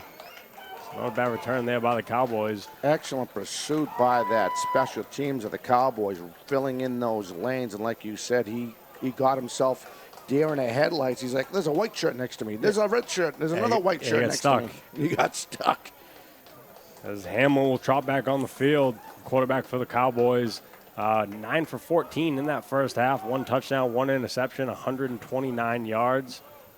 So good half for Hamlin. Could have easily had two touchdowns, but 1 got called back to Alex Young. Is actually 3 got called back from Alex Young, all on penalties. And ended up getting that 1 touchdown to Markeem Monroe. But trailing the Destroyers 6-7 as they don't have a kicker, so I had to go for 2 and couldn't get Monroe in that slant to convert that. So we're going to start this in a shotgun with Monroe and Hatch to the bottom of the screen. Going to get it out to Monroe, get some blockers in front of him, and that's exactly what you want to do is he gets through, and now he's got 1 man to beat, and he's gone. He broke his ankles, and Monroe, just like that, he's gone, breaks a 70-yard touchdown. Just like that, Monroe just shows his big play capability. Wow. Thank you. Took the words out of my mouth on that one. That was very good. Great execution. You see the linemen come out. They pulled. Great job in that bubble screen. Might have been a jailbreak screen. I don't know if that was a slot guy or the outside receiver. But anyways, great job on that screen and that speed. He had to make one play and boom, he's gone. That speed's amazing. He's so good. Like you said, those blockers got out there. I said it right when he caught it. I said, got blockers in front of him. They got out there, made the blocks, and that's all he needs. And I just want to say something pregame, Nick, you mentioned to me, he's like, there's no way he averages 65 yards a catch or whatever it is. I'm like, it's 65 right there. I'm a believer, yeah. I'm a believer. Every time he touches the ball. So now going to go for 2 again here. Try to make it a 7-point game. It's now the Cowboys lead 12-7 over the Destroyers. As you got Hamlin going to be in the shotgun with Sylvester to the right. As now you're going to have Alex Young to the right with Hatch there in the slot. Moreau to the left with LaPre there in the slot to the left. Moreau going to take the snap, looking for Alex Young. Tries to throw it up, but tipped. So now another 2-point conversion fail for the Cowboys. Just like that, explosive offenses, both of these teams, puts up Cowboys take the lead. So what an amazing play, amazing call. So hats off to those guys over there. Absolutely, that was a great play call. And I mean, you just gotta. I mean, if I'm the offense over there, I'm just over there licking my chops. Like, how can I get this guy the ball more? I mean, give him some space and some blockers, and he's gonna make it happen. What a run by that young man! Oh my God! And you hit the nail right in the head, Nick. You said he broke his ankles on that jab he made on him, and he didn't know what to do. He had no chance. He had no chance of making that play. I mean, 1-on-1, again, I don't coach this level, but 1-on-1 we teach the guys, the hips don't lie. Go look at the hips, go at the ball carrier, do not stay flat-footed. At least you're making an attempt on an offensive play with the ball. Yeah, a lot of players that, one thing I try to coach up with our team is that they have to break down. A lot of players try to make that big highlight hit, and they don't break down. They spare with the guys. So sometimes these guys are just too athletic, and you have no time to break down. Look at their hips. It's just it's like a blur. As Shattuck gets a kick return, just like that. A little bad kickoff. Another one of these, just the special teams of the Cowboys, man. That's their Achilles heel if they got anything. It's that this special teams with no kicker. I mean, that's just a bad kick on the ground, dribbling up. Shattuck takes it, gets out to about the Cowboys 40. So just like that, Granite State is in business. The last 2 plays, you see the 2 most athletic people on each team. Well, besides Junior Brown, the quarterback, but Shattuck and Monroe, both athletic, both explosive. It's great to see these guys in action. Now let's see how they answer right here. This is going to be interesting. Let these receivers go to work. I like to see Shattuck get the ball here in space, try to get him in space here. He's got the same speed. Well, he's sitting in the slot right now. Probably see a post out of Shattuck if they're going to throw a pass right now. Bring that other safety down onto the other slot, man-to-man, straight up. As you got Thomas in the backfield, and Junior Brown just squirming around in the pocket there, and he's going to get taken down to about the 39-yard line. Just fall forward for a gain of 2 as he was looking for somewhere to go, but great job there by the Cowboys containing that pocket and just closing it off. Junior Brown couldn't get out there. I counted off the top of my head. I was watching our score clock here on our stream. He had that broke down about 2.5 seconds. Yeah, well, they sent everybody. They played man-to-man. They're sending 7 guys, 8 guys on that play. 7 guys on that play, and they just were getting to him before he can make any moves. I personally don't like that strategy, but it's working for him, so it'd be interesting to see how much they do that. As Brown takes the snap, and he's looking around, pump fakes a little bit, runs to the outside, crosses the 40, 35, down to, makes a jab step, down to the 30, down to about the 29, 28, 27, 26, keeps moving forward, getting dragged to about the 24-yard line. That was like a wrestling match. He was getting pulled, but he was still moving backwards. The guy he wouldn't go down. I mean, what God-given ability, and I know that's an old cliche people say, but he was trying to stop his momentum. What did he do? He kicked out, got his feet under him, took off for another couple yards, then another couple yards. Yeah, he's definitely a tough runner, tough player. I don't like the fact, I always tell my guys 11 heads to the ball at all times. It must have been a penalty here. Yes, that ball's going to come back. Going to have 5 men. Ooh, illegal backfield. formation. So illegal formation by the Destroyers, so going to negate that play by Junior Brown. But, you know, you guys already know with the talent they have on this offensive squad, for Granite State, that's nothing, the way they've been moving the ball all night. Yeah, they can score from anywhere on the field. And it's just the showcase of the talent of the ECFL is on showcase tonight. The North and South Division, Destroyers and Cowboys, both these teams explosive offenses. Junior Brown here going to have a 1st and 16 from the 46-yard line. As we're going to get a timeout, Cowboys. It's very interesting. They're just going straight man. They have no safety help in the back. They're saying, "Hey, our athletes, we're gonna beat you guys. We're gonna shut you guys down. This quarterback can't do anything." They're sending 7 guys in every play at the quarterback. I think a screen for Granite State would work, or one of those draws with Junior Brown that he likes to run as well. I'm not too much against. I'm not too much against it because they've had. I know Junior Brown's broken a few, but they've gotten him down a few times for a loss of a few or only a few yard gain, and he hasn't made too many big throws. And as you know, he's not the most accurate quarterback, so the strategy isn't that bad of a strategy by the Cowboys. I'll tell you, give the kid a chance to be in duress. He's money. Give him a chance to think about on a regular route to throw the ball. I can throw a ball, but that's and of course I'm kidding here, Yeah, of course. Brown in the shotgun. Now they have the safety back now, so they're probably going to lay off some of the pressure. Goodwin and Shattuck to the left. He's going to have Johnson Jr. and Nowak up to the right, going to hand it off to Thomas. He's going to look for someone to go, and he's going to break through to about the 39-yard line. Mario Garcia, sorry. They have these three running backs with very close single-digit numbers, and it got me a little confused. That's Mario Garcia, number 6 with the carry. And that was a good play call. Like I said, draws will work against teams that are blitzing a lot. That was a good play call. Got a good 5-6 yards on that. So now it's 2nd and very manageable. 2nd and 9, but still manageable for this team. So like Coach said, 2nd and 9 here from the 39-yard line. 4 wide. Nowak in the slot to the right. Speedy Shattuck here is dropping out there. Going to look over the middle to Goodwin and right out of his hands. A good throw there by Junior Brown, but couldn't come down with it. That was a good ball. That was a good throw. 24's got to corral that in. He can't let that play that wide open. You want to win, you got to make that play. Yeah. Absolutely. Wide open in the middle of the field. If he caught it, he definitely had some yards after catch. Some yak. Absolutely. They see after that timeout, they went to a zone. Looks like they're playing cover 3 on them.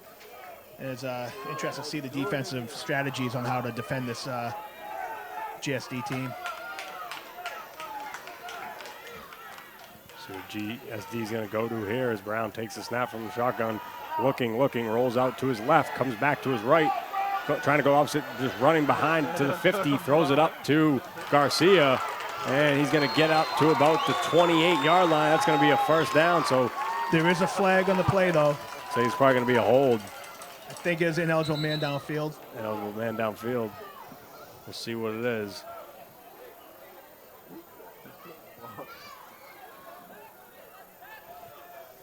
Yep. Ineligible man downfield. And that's a tough thing you have with a quarterback like this, scrambling around for so long. You got these linemen, they can't go more than 2 yards downfield on the play like that, and it's just, you get excited. You don't know if the quarterback's going to run, he's going to pass. It makes it harder for the linemen on this.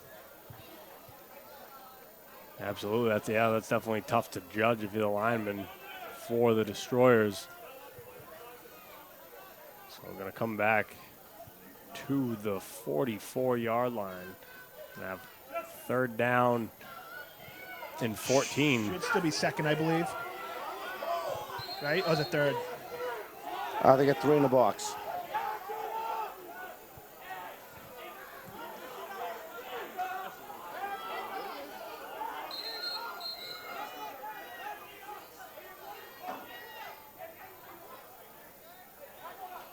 Coach LeBray on the field. He's animated. Upset right now.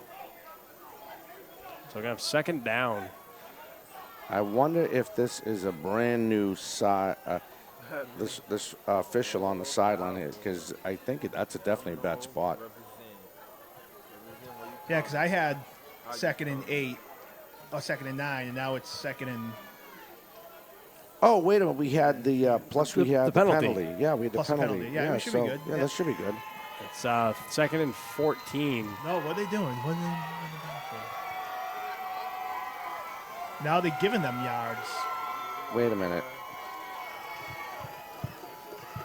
Something doesn't look right here. And now the lineman's going to go over the ref and say, listen, I marked him off after the penalty like you told me to do. And it was 2nd and whatever it was, and now you're telling me to put the ball back and not even give him a penalty, right? Yeah, this right now, then this is not. Yeah, they haven't given the penalty. They got to move the ball. Well, they're going to move it up. Oh, they declined the penalty. They declined it, the okay. penalty. So it should be, okay, that makes sense now. But the ball's, from the 38-yard line. No, doesn't make sense, though. 3rd down, and looks like 8. 3rd down and 7. 3rd down 8. 3rd down 8 for Junior Brown and the Destroyers. They'll take this shotgun snap, and Nowak, if he can get it up there, he had one-on-one, and he's going to deke a defender, look to throw it. He's going to keep moving again. There goes more defenders. He's going to run up and get stopped at about the 45-yard line. And we have a flag on the field.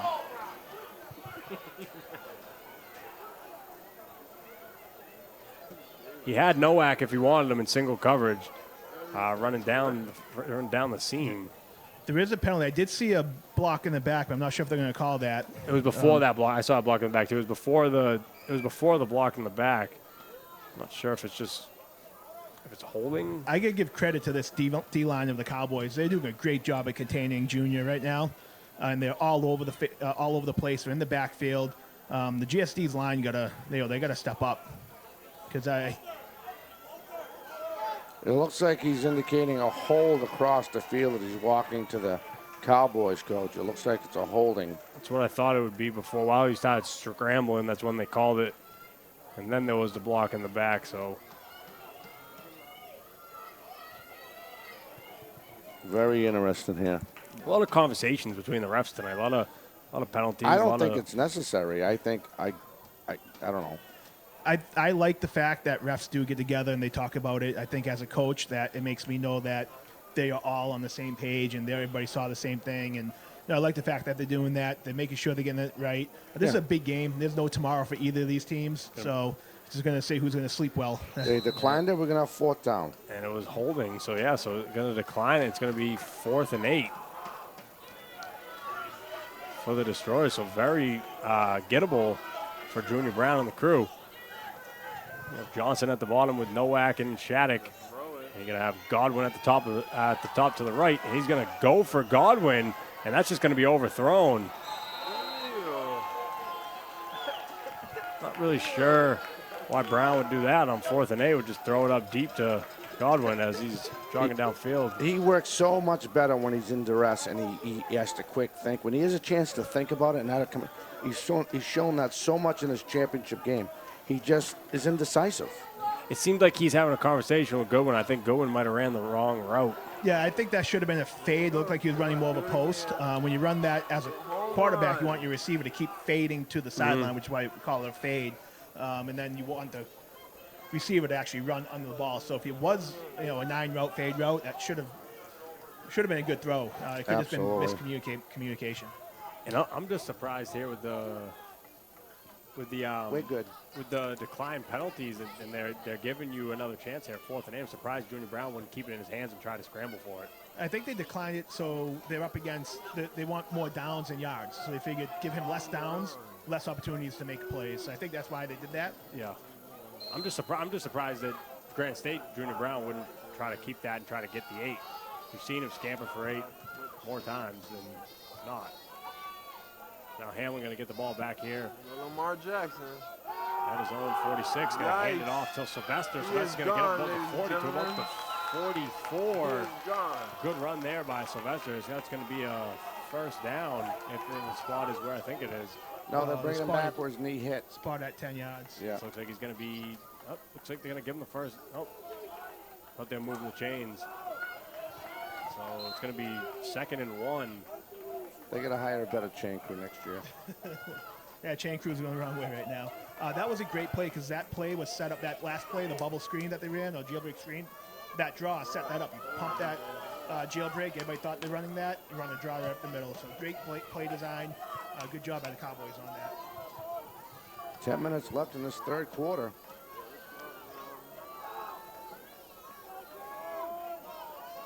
Hamlin in the shotgun here with Sylvester to the right. All these wide receivers to the left. Young, LeBray. And then you have Monroe at the bottom to the right. We're going to have a false start on the Cowboys. That's their first penalty of the half. Brings them up to 80 total penalty yards. Wow. That guy just wanted a head start on that one once again. They just like making it harder on themselves, I think. It's 2nd and 1 now. Now it's 2nd and 6. Tragedy of it, if they don't shoot themselves in the foot, they could substantially have a big lead right now, but it ain't happening because they shoot themselves in the foot with these penalties. Same set here, 3 wide receivers to the left. Monroe alone to the right. Get that snap, just hand off to Sylvester. Going to make a man miss and fall to about the 47. And the penalty flag flies in. And a little meeting of the minds between some Destroyers and some Cowboys after the play there. There's definitely a flag thrown very, very quickly. I'm not sure what happened.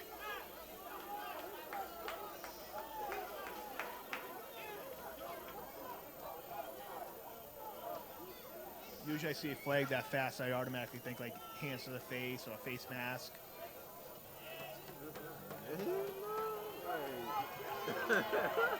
Personal foul on the Destroyers. That's going to move the ball all the way up to the 37-yard line of the Destroyers. So costly penalty for them. That's 25 penalty yards this quarter, this half so far. Well, they had him at 2nd and 6, made a play. Would have been 3rd and probably about 5 there. So now they've got a new set of downs for the Cowboys coming into Destroyers territory. Hamlin with Hatch and Young to the left. Sylvester to the right. LeBray and Monroe to the right. They take the snap. Hand off to Nance, not Sylvester. Scat back Nance. Gets about a loss of 1. Ever so quick that kid is. Oh my boy, is he quick. He just ran into a wall called the Granite State Destroyers front defensive line. The D-line is really good. I think that might have been Whaler on that play. Not 100% sure. Someone on the defense got to make a play here as the offense stalled with that first drive, and now the Cowboys have had the ball for a little bit here. Actually, it might have been the middle linebacker that made that. Wayne Hughes. Actually, now looking at him.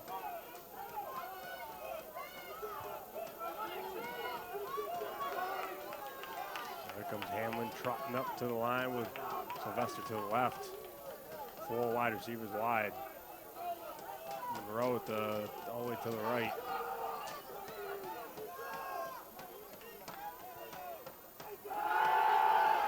And he's going to get the ball, trying to make a move to about the 34-yard line.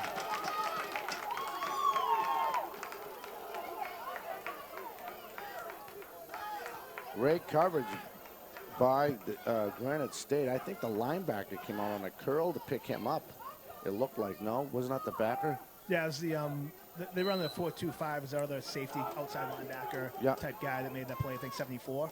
Yep. But what's happening is they're sitting in the cover 3, but the corners are jamming them on the line and trying to run deep. And I think they saw that, ran the quick hitch, but 74 made a great job on that play. Yeah, Quan Lovett came up there, put a stick on Monroe, then ran right back, and a quick hitch, like you said. Monroe and him jarring after the play. Good matchup there. See where Hamlin goes here on 3rd down.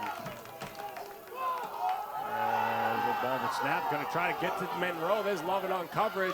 As Lovett goes up and makes the grab and gets up.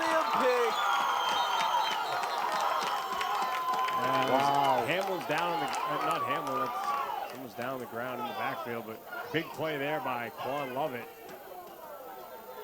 And that's what Quan can do. That's a great matchup all day. We're seeing that, and Quan with a great interception. And a flag down. Might be a pass, roughing the passer right here. Quarterback is down.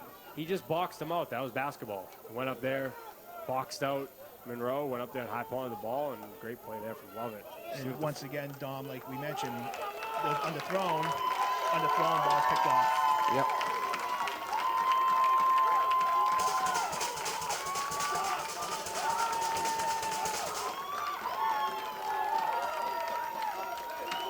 We got a flag on the play, too, after the interception.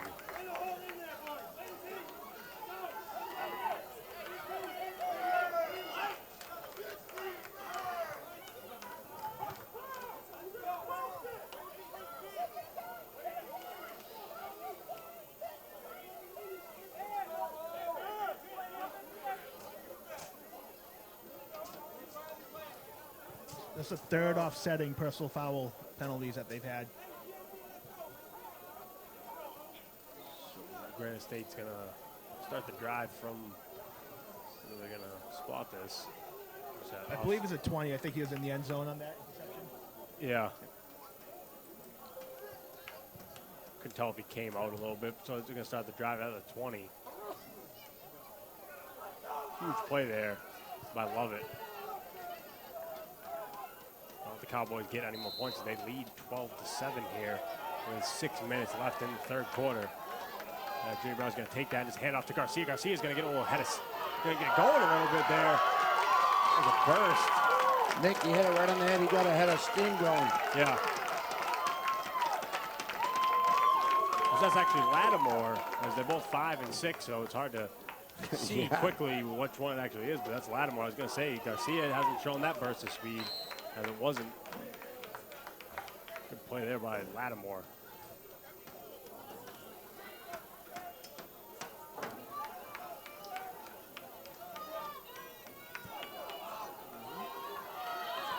It'll be a first down for the Destroyers from 38-yard line. Going to hand it off to Lattimore again, and he's going to get going again. At the 44-yard line. I'm going over there. So much talent, so much athleticism on both teams. Yeah, it looks like the Destroyers are now focusing on a run game. So hopefully they can think about moving the chains, keeping the Cowboys off the field with their potent offense. It's interesting to see this right here. What they're going to do with Manny Lattimore, who hasn't been on the field much tonight. They have a few backs here, Thomas, Lattimore, and Garcia.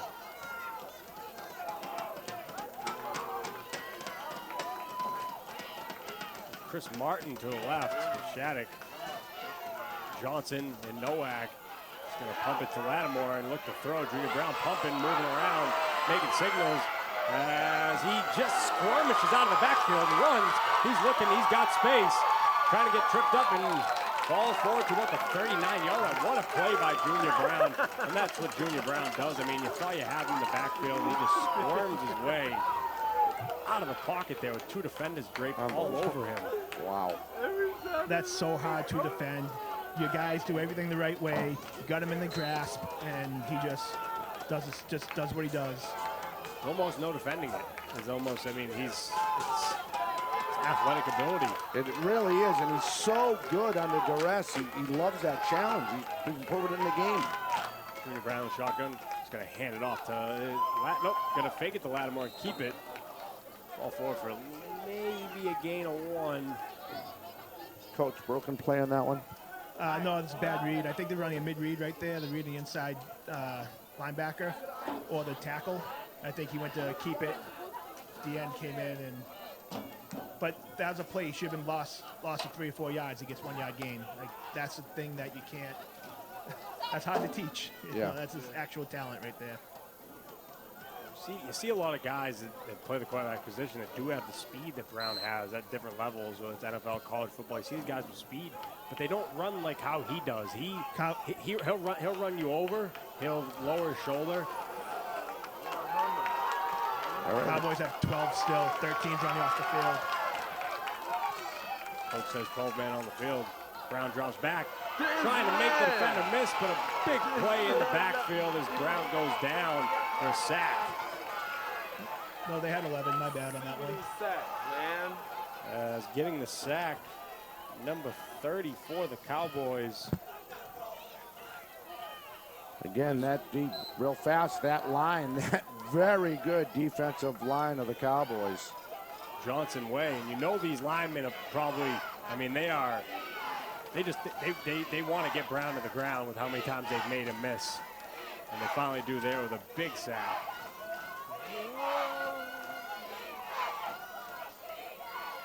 Loss of about 10 on the play.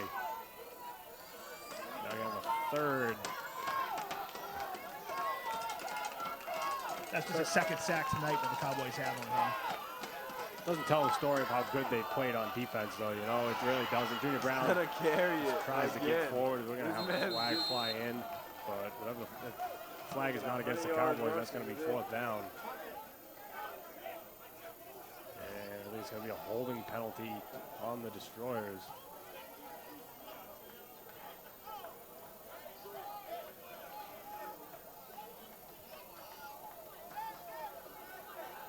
Yeah, it looks like they're declining. They're declining. I was trying to get the words out of my mouth. And GSD's going to go for this, I bet. I don't think they're going to punt this. 4th down. It'll be a 4th down for the Destroyers. Nah, the punt team's going out. They're punting. 4th and 15, going to bring the punt team out, like Coach Fassetti said. Electing not to go for this, so good call by the Cowboys to decline that, not give Brown an extra play to try to get that. Any chance of a fake here? No, they just. I think if you're going to fake it, you keep your guys on the field. That's what I would do. I wouldn't fake this being so long. If it's 4th and short, maybe, but now they have to burn a timeout. That could be costly. That could be a big play right there on special teams, burning a timeout. The Cowboys call a timeout? No, the Destroyers did.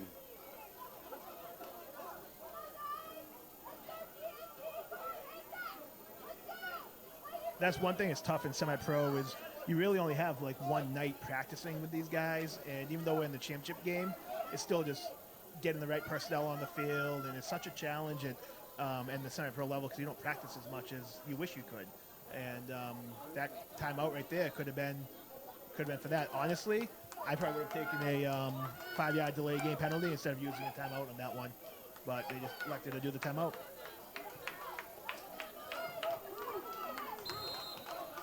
No, we're doing a broadcast. Oh, we're not the PA. No, I don't know, hon.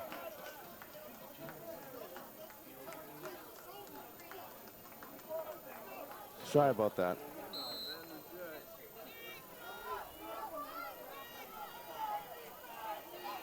So back to kick, Chris Delorey for the punt team of the Destroyers. And that one was almost blocked. Yikes. That was going back to Hatch, and that's going to bounce to about the 13, 14-yard line. See where it's gone. Looks like the 14. The Cowboys are going to start this drive in their own zone at their 14-yard line. Leading this East Coast Football League Championship game 12-7. I'm Nick Capiccioni here in the booth with Dom Damiano and Coach John Passetti of the Marshfield Hurricanes for 4 Deep Sports. Great production they put on here tonight. Yeah, this has been a great game, a great show for the fans, and definitely memorable. And no matter how the outcome is on this, we've seen 3 great quarters of football. Very exciting. Great watching these explosive teams go. I'm shocked the score is so low, but in the 4th quarter, a lot can happen. A lot of guys are getting tired. We're going to see what happens here is where the trenches come into effect. It's starting to remind me of an old Kansas City San Diego Chargers defensive game I watched a long time ago. Is that Super Bowl 1? Nice pull, Dom. Oh, man. Yeah, the Kansas City Chiefs don't have a dominant defense anymore. No, you have to throw the ball 40 times to compete with them now. That's going to be a shootout this weekend. Chiefs against Detroit Lions. First game, Patrick Mahomes hasn't played in a dome, so let's see what he can do on turf. Yeah. Not too bad on grass. And hands that one out to Sylvester. Great play. And he has been all over that backfield today. Number 15, Kevin Cushman, has just been a beast at that right side end right there. Really has. Both defenses have played well tonight. I mean, to only allow 19 points with the athletes that are on these offenses, they've held in check. There's been some bend not break with these defenses. This D-line of the Destroyers with Cushman and Davis and Wheeler, like really, really good defensive line right here. And Cowboys doing a good job keeping them at bay. Boy, so we have a second down in 7, looks like. 7, actually second down 10 still. No yards on that. Gonna see through the window. So it takes that one. Motion gets it out to Monroe. It falls down to about the 15-yard line. So Dom, that right there is kind of the fake that screen, fake that counter, hit the fake the jet, fake the counter, hit the screen to the backside. That's kind of a play that I thought they would be running a little sooner than they did now. Didn't it go for as big as I thought it was going to go for? Yeah, nicely read by that defense. Very nicely read. They got a positional change. They're taking out a back and put maybe another corner, a faster backer on that outside edge, maybe. Yep. But they get about 10, 15 seconds left. This quarter's about to come to an end. I would just let this quarter go to the end. I would not try to run a play, but let's see what they do. I don't think they're going to get it off, as now we're at 4 seconds. 2 and 1. So that's going to do it for the third quarter action here at Cranston Stadium in Cranston, Rhode Island. As the Rhode Island Cowboys lead the Granite State Destroyers 12-7. Got the fourth quarter of this ECFL championship game coming right back at you in a few minutes here.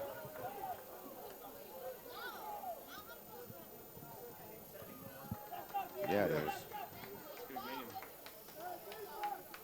The clock kind of froze on me, so I took it down with the software. So.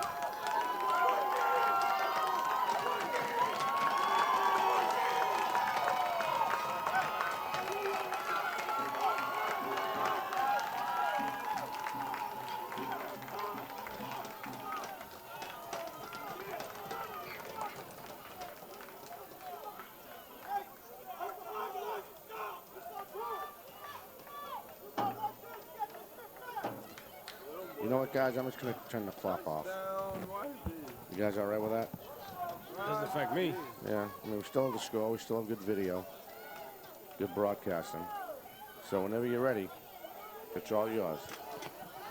And we're back here for the fourth quarter of action in this championship game to decide the East Coast Football League as the Cowboys lead the Destroyers 12-7. And we got a third down and 10 here from the Cowboys' own 15. It'll be an exciting fourth quarter of action here to decide this championship game. Hamlin in the shotgun with Young and Hatch to the left. Roll wide right. He's going to drop back, roll out to his left, try to get up to Young. And that's a great play there by Shattuck. Shattuck coming in with a big stick to Alex Young as he tried to go up and get that ball. If he didn't come in and make that hit, Young probably would have came down with that. He's slow to get up. Very slow to get up right now. That was a good play by Hamlin right there. Bought some time, rolled out of the pocket. He's not as mobile as he used to be. I've been watching for 3 years, and he's still good enough. He can still get out there, and there's a great throw. He threw it only Alex to make a great play, and that was actually a good play right there. Didn't try to rush anything. Didn't try to make become a hero there. He tried making a smart play, which is great. Absolutely, that was a great play. Saved by a great play on the defensive side. Like Tyler Shattuck, the guy who plays all aspects of the game. See him on special teams, defense, and obviously the wide receiver. So the Cowboys going to be forced to punt here. As you said, it's one of their offensive linemen. Delay game. Once again, the special teams. That's something that I give the advantage of Granite State on the special teams end. It's a 5-yard penalty, kicking it more into you're going to be kicking from the end zone right now. why to be a complete good team, you got to be good at all three facets of the game. Why did that's not delay? He touched too many men in the field. Too many men, yeah, too many men. Exactly, Coach. I thought the same thing. It was delay. I think this is Ryan Hopper back to kick this. And that's a pretty good. Oh, he ran the kicker. And it's going to bounce up to Shattuck. Like you said, penalty on the field. That's going to get up to about the 34-yard line. That could be a rough in the kicker call. If that's rough in the kicker, that's going to be a first down for Granite, for the Cowboys. See what they call. Could also be running into the kicker, correct? Correct. It could be, but he hit him, and it's going to be close to what they call here. It could go either way on this one. Can we get it? Let's get on the camera. Let's get on the ref. Get on the ref. Get on the ref. Gene, get on the ref. There's the first down signal. Oh, you missed it. We missed it. So it's going to still be Cowboys ball. This one? Yeah, the ref just indicated rough in the kick, and we missed it.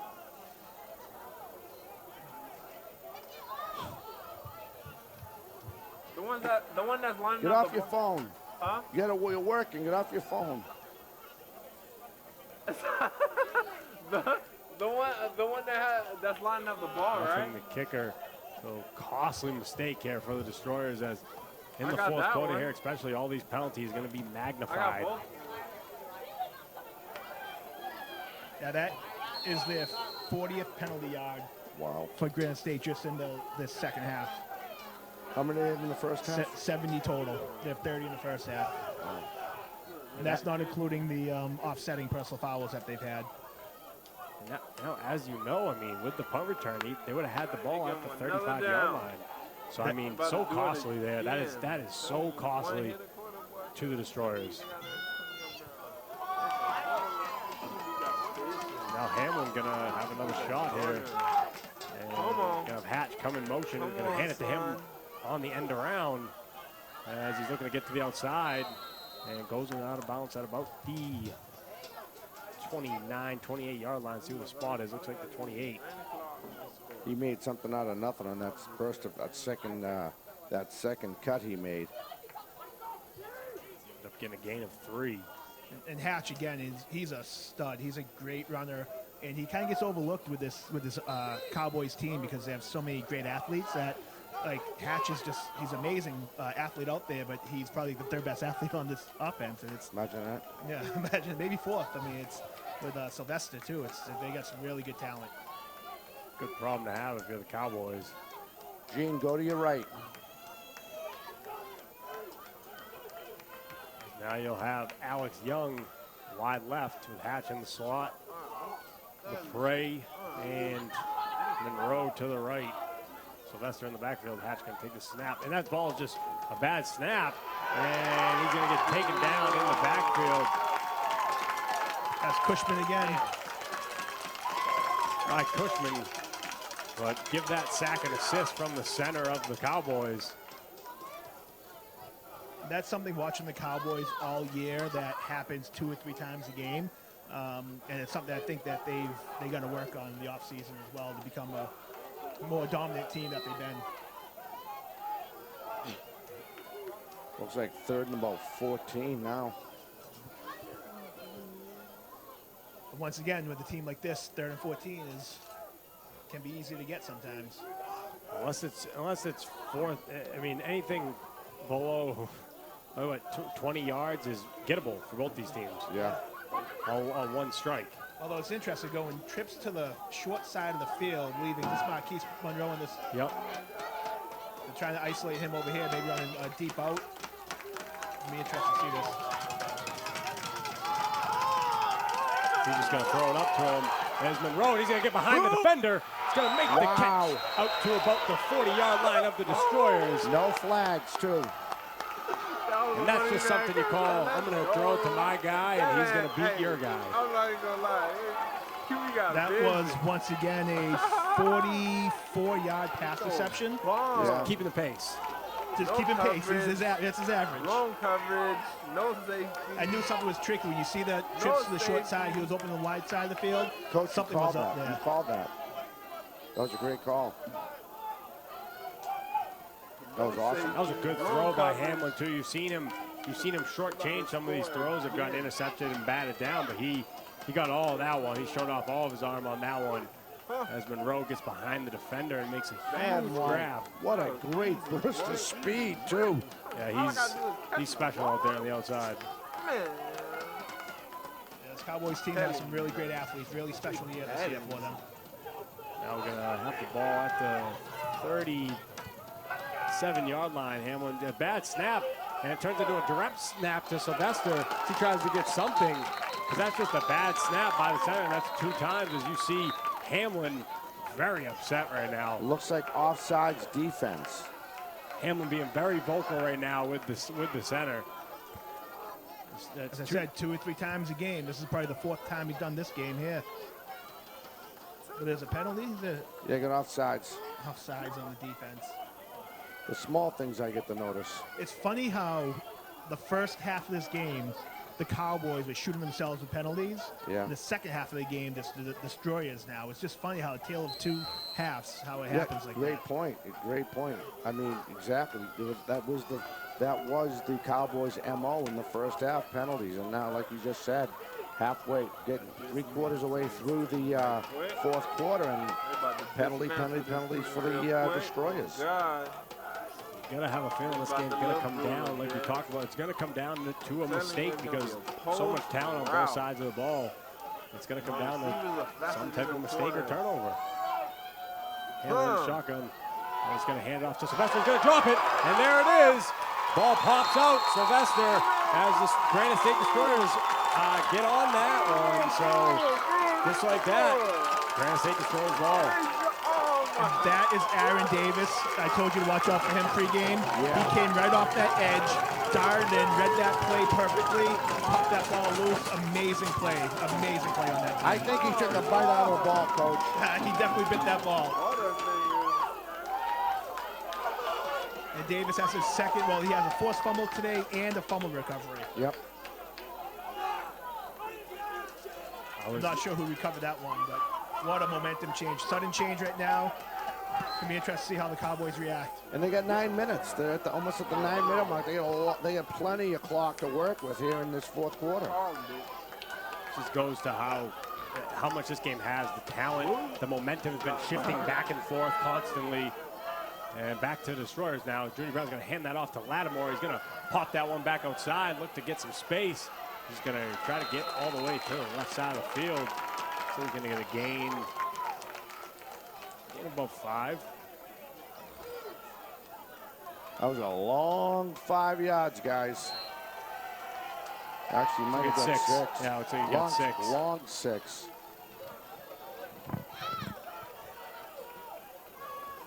Lattimore's a lot of lateral speed there. Shattuck out here to this side here. He's been kind of quiet this game. He's got all the space, just like Lattimore did on that play. Do we have a bench warning? Coach, is that a bench warning maybe on the far side? Maybe a bench warning to the Cowboys because the line judge stopped it, blew the whistle, looked over at the coaches. Could be. And flag on the play, but pump it to Thomas, and Brown's going to keep it. And that almost was costly. The exchange, the play action fake to Thomas was rough at that. 72, I think, got a flag for taking off his helmet. Was that flag was thrown pre-snap, so I'm not sure what happened. I think 72's helmet might have fallen off. Well, there's 2 flags. One, the initial one as the play was going on, and then this last one within a couple seconds. I don't know if they get that. I don't see the second. Okay.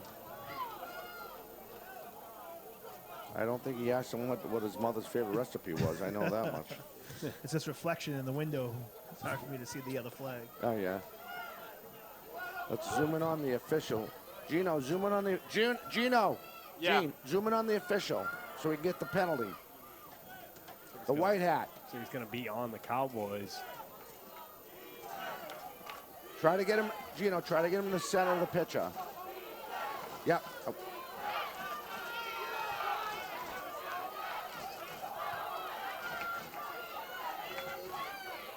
Still waiting for the actual call.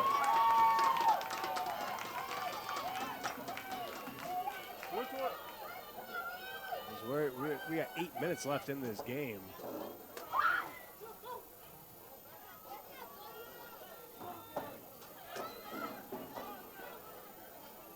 So I guess he's asking the offense, what do you want to do? See the defense move back. It's on the Cowboys. See where they're going to spot the ball.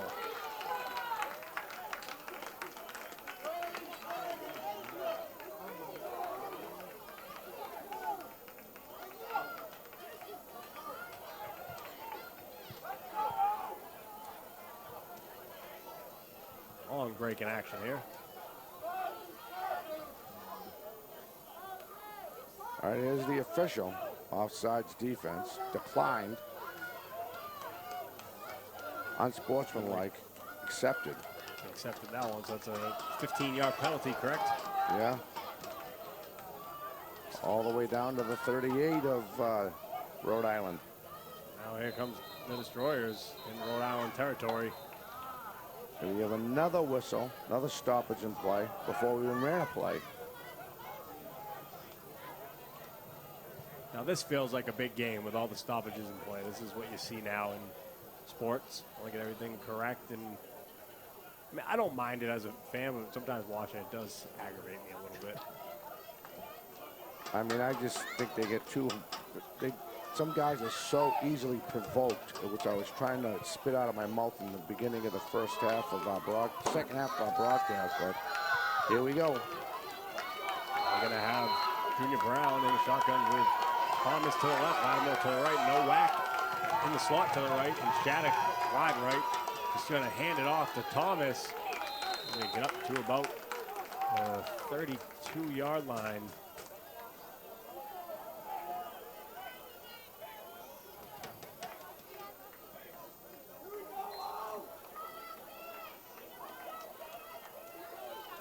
I think that was his first carry of the game. I haven't seen him play that much. They keep their running backs fresh, which is great.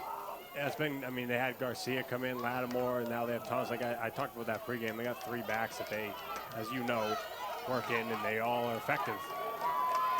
I'd watch out for an option right here. The next couple plays. And it's going to fake it to Thomas. Look to throw it. Now he's going to scramble out. Running back, now going upfield. Looking to get upfield. He's going to get up to about the 29. Close. That's close. I think he got the first down. About the 26-yard line, so that's going to move the chains. Well, Junior Brown just scatting around, getting the first down. This is the biggest set for this Cowboys defense right now. With this clock winding down with almost 6.5 minutes left in this game, this is big. This is big. That's the biggest set downs in the game so far. Junior Brown in shotgun. Same set. Nowak out wide though now. And now he's going to look for the big tight end. He's going to drop down to one knee, catch it, come up, and fall to about the 14-yard line for another Destroyer's first down. Anytime you get Nowak out there wide with a single coverage on him, you got to go to him. He's got the mismatch over anyone in that secondary. Yeah. Yeah, he's a big boy. That line, that mismatch over there is a great call by the offense to see that. Looks like we have a timeout, Granite State. I'm sorry, Rhode Island will step away. We'll be back with more right after this.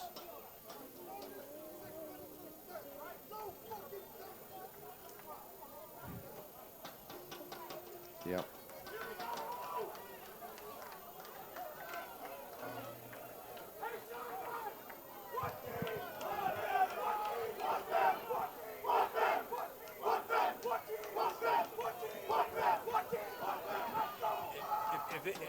If they score here, if I'm Granite State with the Cowboys back on offense, I do everything I can to just completely try to take what's his name, 10 out of the game. Yeah, I double team him. All right, we're back, and here's Nick with 6:06 left in this game. Thank you, Dom. 6:06 here in the fourth quarter of this championship game. Junior Brown in Cowboys territory as they have a 1st and 10 from the 15-yard line. Going to hand it off to Lattimore. Fake it to Lattimore, and he's going to get outside. He's looking to get around the corner, and he's at the 10. He's at about the 5. Goes out of bounds at about the 5-yard line. See where they spot it. Might spot it right before the 5 at the 6. Exactly, right at the 6. Looks like they're going to spot that ball. Officially 5:53 left in this game. So they can get the first down still with 1 yard. He is exciting, huh? Oh, he's exciting to watch. Every time he gets an open space. So now it's 2nd and 1 from the 6-yard line. As you got Thomas and Lattimore in the backfield, Johnson to the left, Nowak in the slot to the right, Shattuck wide out right. As he's just going to hand it off to Thomas and stay with him. And they're going to get the first down to about the 4-yard line, maybe the 3, see where they spot it. Yeah, that was that read option, Coach. He was just waiting to read it, and that hole just went nowhere. Yep, he followed the guy. He kept the ball in the guy's belly and followed him up the hole. Kind of used him as a lead blocker at the end. That's how they scored the touchdown earlier. It's a play they like to run. You got to think too, Coach. I know you guys had a great run attack this year. You got to think they're just going to run. You got to just run the ball here. I mean, you're on first down from the 4-yard line. Power football time. Did they get the first down on that, or I mean, they thought it was at the 5? Looks like it should be a first down. It should be. Yeah. Okay. Yeah, I would run 4 straight times into this end zone if I don't get it, because 1, the clock ticks, keep them off the field, and Oh, they're not going to give it to him. I think they're going to give him 2nd and 1. So is the first down marker at the 4-yard line? It's hard for us to. No, they're going to measure. Yeah, it looks like, I know the ball's at the 9, so the first down marker should be at the 4. It looks like they're marking the ball at the 4. It's going to be close. I think the ball might just be short. So we're going to see here. If I'm GSD, I'm hoping I don't get it so I can run another play to get the first down and take more time off the clock. But it looks like they got it. Extend the chain, and that's going to be a first down for the Destroyers. I would be shocked if the ball goes in the air right now. I think they're going to be conservative. They're going to try to punch it in, hopefully leave about 3 or 4 minutes left on the clock for the Cowboys, and come down to an amazing finish right now. As we're just creeping up to 5 minutes left in this game, 5:05. Granite State looking to take the lead from the Cowboys. So as you can see, lead 12-7 right now. So 1st and goal from the 4. And Brown's just going to hand it off to Lattimore, and he's going to look to get outside to the right, and he's going to push himself into the end zone. Touchdown, Destroyers.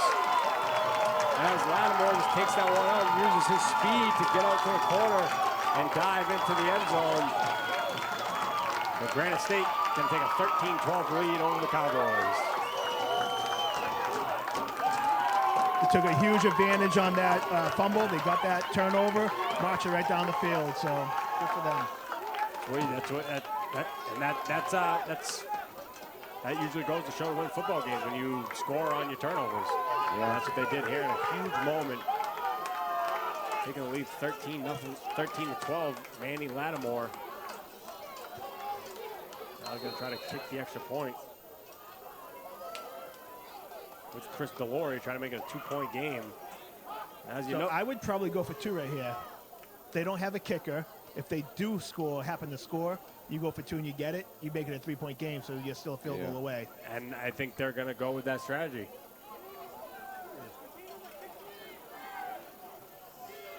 Makes sense.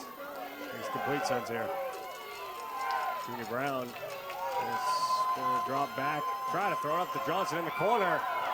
Questionable play call there. As you have a flag coming out, looks like it's going to be pass interference. And that's the call, pass interference from the cornerback of the Cowboys. I do question that call, though. I mean, a guy, Robbie Johnson Jr., he doesn't have a catch all day, and you throw him the ball in the corner for a fade route.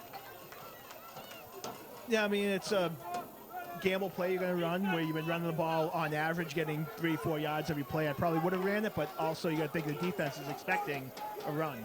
So if anything, I'm trying to get Nowak in a single and far outside, try to get him in a one-on-one jump ball. So now you have the ball from the 1-yard line. Thomas and Garcia now in the backfield. And he's going to hand off to Garcia, and he's going to fall across the end zone. That's going to add on 2 more for the Destroyers. Oh, no good. No, they're going to call it good. It's offsides against the defense. Yep. I saw the no call, so just like that, Granite State, 15-12 lead over the Cowboys. They actually have the general manager of the Marshfield Hurricanes on his feet watching the last 4 minutes and 51 seconds. It's been an entertaining football game. I don't think we could have asked for more. That one's going to go to Hatch, and he's going to look to make a play. Looking to get outside, looking for a hole, and he finds something. Oh, he just got tripped up. I think we all saw what he saw, as there was a hole there for Hatch. They have a flag come out. Good job there by Granite State. And the Cowboys just shot themselves in the foot. We have a personal foul coming in late. I think it was number 20 for the Cowboys. Let's zoom in. Let's zoom in on the ref on that call.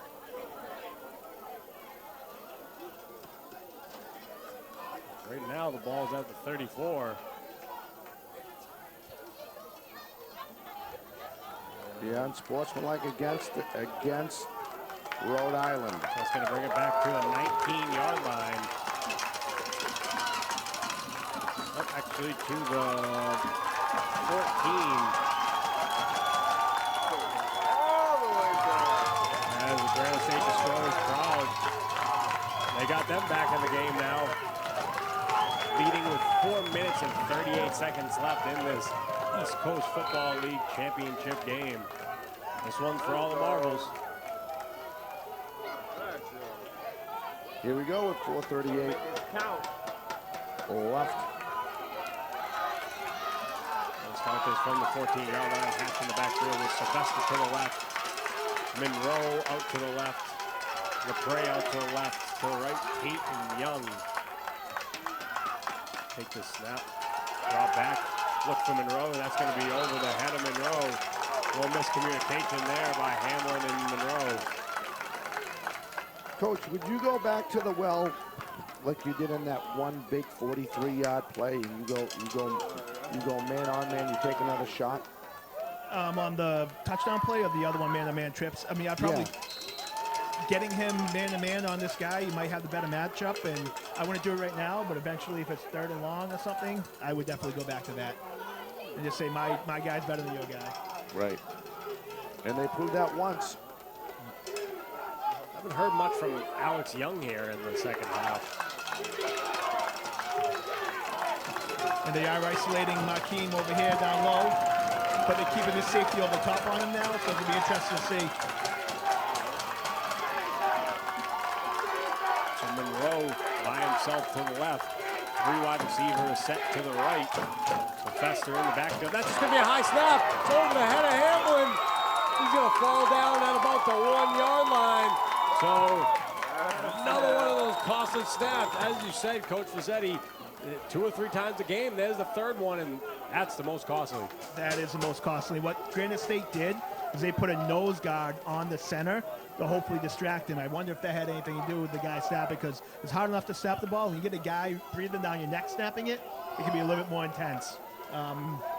Unfortunate circumstance, but let's see if they can get out of this hole here. And if you can say a generous spot, they're at the 2-yard line. That looked, I mean, he thought he was in the end zone.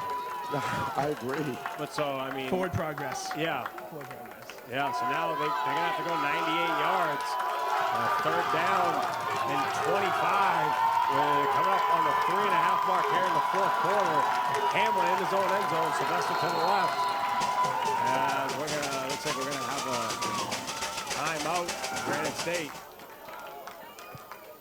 So it looks like GSD is running a man-to-man with 2 safeties deep. They're going to try to prevent either Alex Young or Marquine Monroe getting that ball. Or if they're going to try to catch it, they're going to make a great catch, double covered. That's kind of what they're hoping. I would run 2 outside guys on seams, inside guys on posts, attack those safeties, and hopefully my athlete's better than theirs. It's going to be interesting to see how they try to get out of this third in Rhode Island. Right. Absolutely. And you said how deep they are wide receiver. You have a guy like Tate. If both these guys getting double covered, maybe he's the guy you go to here. Which is maybe that post route, that safety bites on Markeem or Alex, hit the guy in the post, maybe Hatch or, one of the other guys, just to see what your playmakers can do. That's what going to need something here. Third and a long way. Got to get to the 25-yard line for a first down. And you don't need it all right here. You can get comfortable, get 8-9 yards if you can, and then make it more comfortable for fourth down if you go for it. Absolutely. And here we go. Third and 23. Hamler in the shotgun. Kate Young to the right, Sylvester in the backfield. Monroe to the left. And we're going to drop back all the way in the back of his end zone. He's going to throw that to Monroe. What a catch by Monroe. Two defenders draped all over him. And he's going to get up to about the 23-yard line. Unbelievable. 2 yards shy of a first down. What a play by Markeem Monroe. That puts me at 199 yards in that night right now. 10 receptions, 199 yards. Is that good? It's okay. It's average. Yeah. Just checking. I mean, he's with his average on the year. I mean, like I said, he's averaging 47 yards a catch coming into this game. Yeah, pretty sure he's staying on that pace. Like you said, 1 yard shy of 200 yards on the night. But still, they're still going to need 2 yards here for the first down. See where the Cowboys go here on 4th and 2. Tate out wide to the left. Monroe in the slot. And you're going to get Young wide right with LaPre. Sylvester in the backfield. As Hamler drops back, looks to throw, and that's just going to be low for Alex Young. That's going to be a turnover on downs.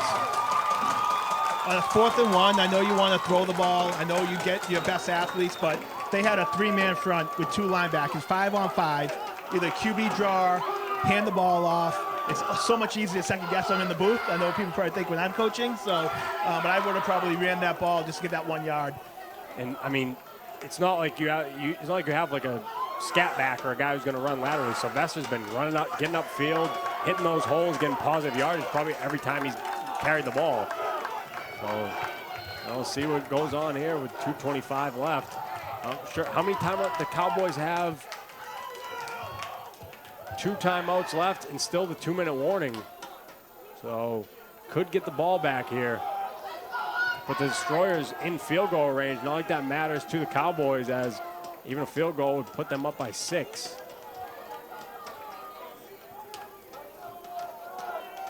I just want to see if the Destroyers need to try to get in the end zone here to ice this one. Junior Brown going to be joined in the backfield by Garcia and Thomas. Thomas to the left, Garcia to the right. Johnson out to the left as he's just going to fake it to Thomas and get taken down at about the 24-yard line. No gain there for Junior Brown, maybe a loss of 1. Yeah, timeout, Rhode Island here. 2:14 left in the game.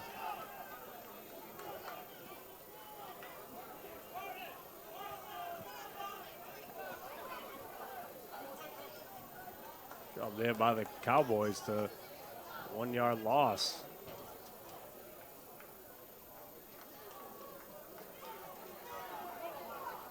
To contain Junior Brown trying to get outside. Not much more you can ask for in a championship game, huh, boys? Oh, it's been amazing right now. Great games, great show by both teams. Been up and down. A little bit of undiscipline, probably because of the emotions with the penalties that they've had. But this fourth quarter has been amazing, and there's still plenty of time left. And who knows what's going to happen? As long as the Cowboys can contain Junior right now, I'm assuming they're going to try to just get him running the ball. That's what I mean, if you're Granite State, that's what you got to do. Put the ball in his hands, let him try to win this game for you. Junior Brown going to be back there. Double running back set. Thomas and Garcia. Shattuck and Novak. And he's just going to hand it off to Thomas. Thomas going to fall to about the 20-yard line, maybe 21. See where the knee was down.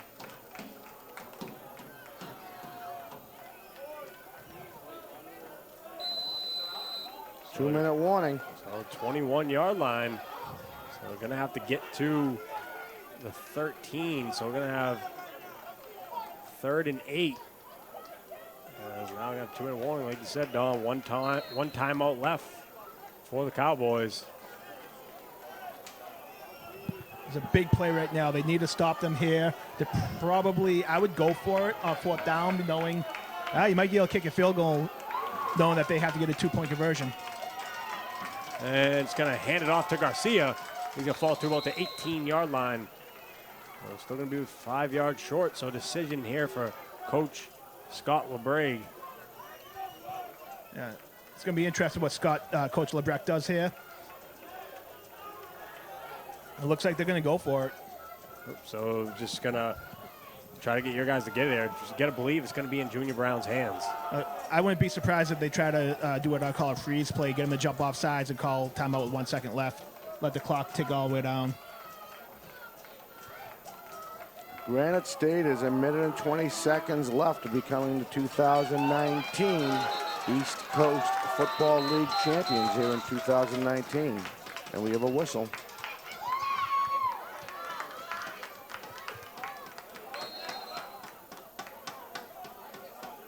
There we go, minute ticking down. Junior Brown gonna throw it up to Shattuck in the back of the end zone, and he comes down with it. What a catch. See what the call is, and this signaling no. It looked good from up here, but they're saying no catch by Tyler Shattuck, and that's on 4th down, so the Cowboys gonna get the ball back. I wish I saw that. I had a door my way. I couldn't see the end of that play. I thought he caught it. He looked like he Really? caught that ball. It looked like he caught it. Coach, he was in the green, and he had the ball in his gut as he was sliding to the white. What a throw by Junior Brown. I mean, his hip was in the green when he had it in his chest, if that makes any sense. Looked good from up here.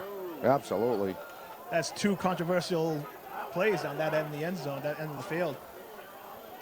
So we're going to have the Cowboys with no timeouts here. 57.9 seconds left from the 19-yard line. It's going to have to go 81 yards here in a minute. But we know they got the speed outside to do that, as they can strike quickly.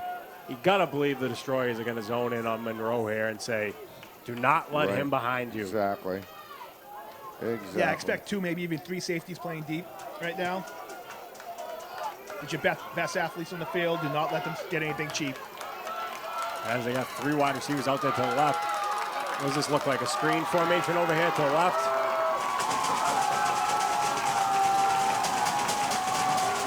So Hamlin there in shotgun. Young out to the right. Sylvester to the right of him. Just going to throw it to Monroe on that screen. He's going to get a little bit of space here. Oh, he hit a lineman. He's going to get through. He's going to get...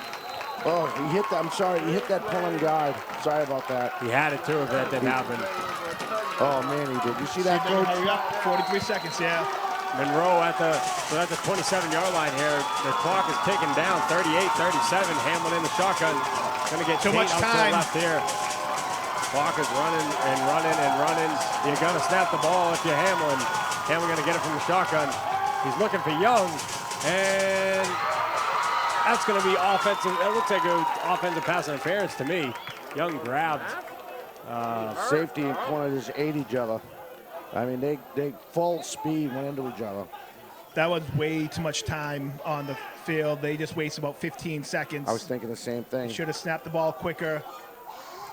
Yeah, that was bad execution there by the Cowboys offense. Oh, his bell's rung. That could be this could be a big play right here with their corner. I think that might be Quan. No, Quan's there was a safety. I think it was a safety. It's a safety? 10's right there. Quan is on the field.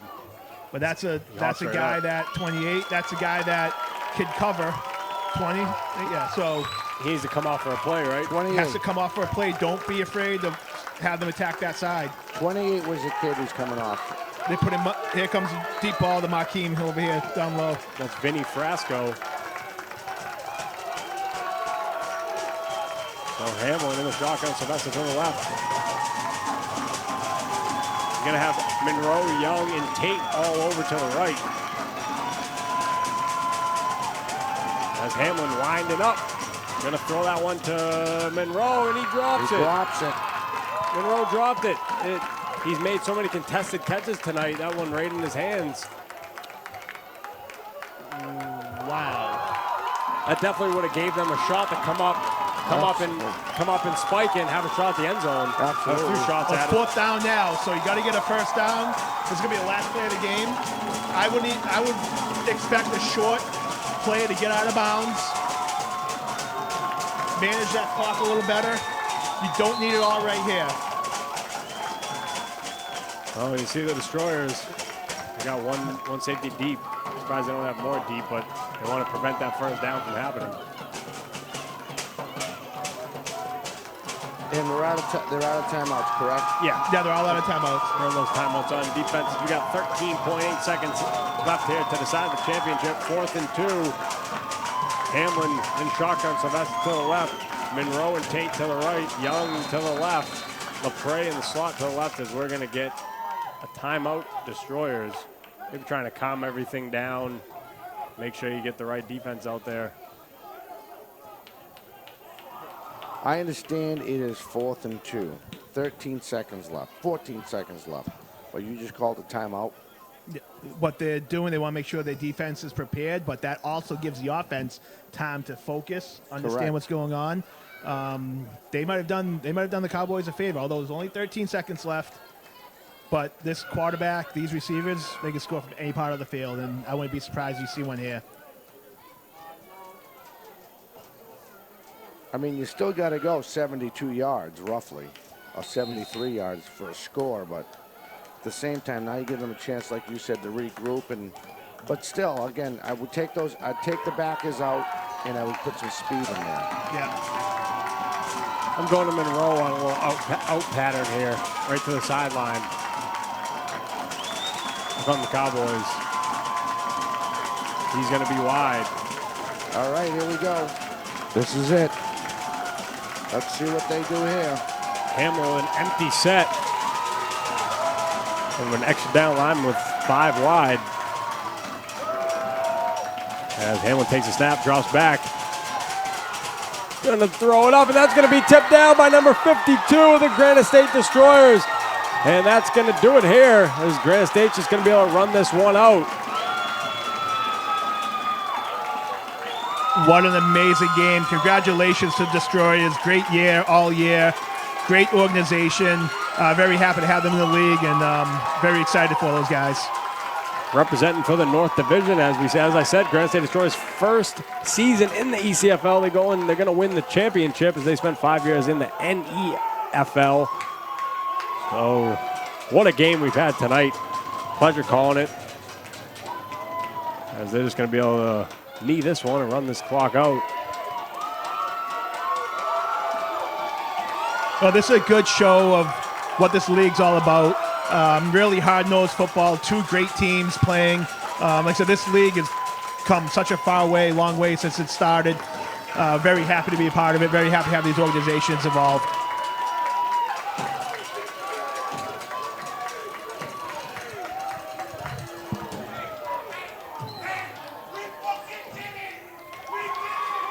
Oh, boy. Little loud noise there.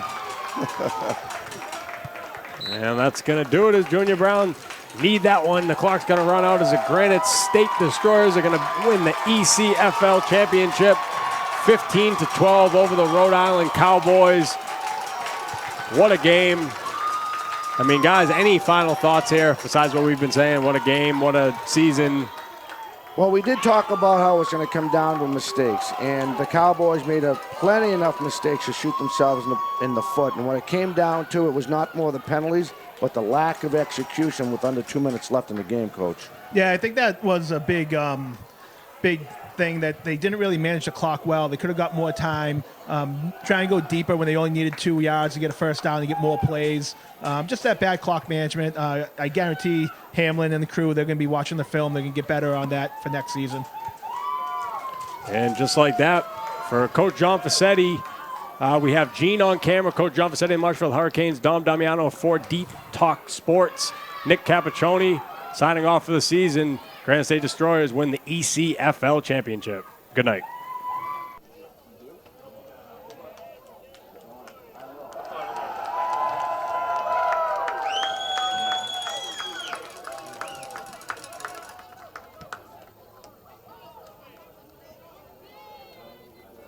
Sports Talk broadcast is brought to you by Source Pumping, simply the best at what they do. You can reach them at sourcepumping.com.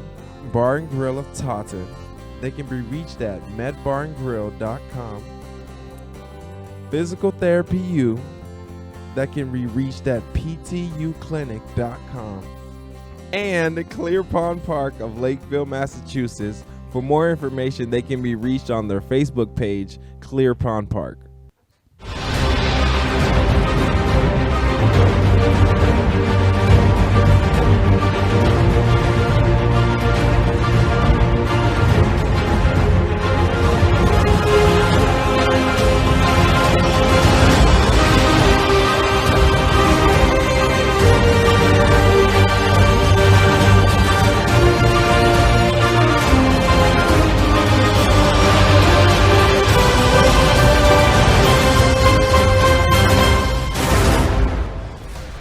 This has been a presentation of 4 Deep Sports Talk, where high school and youth athletics come first.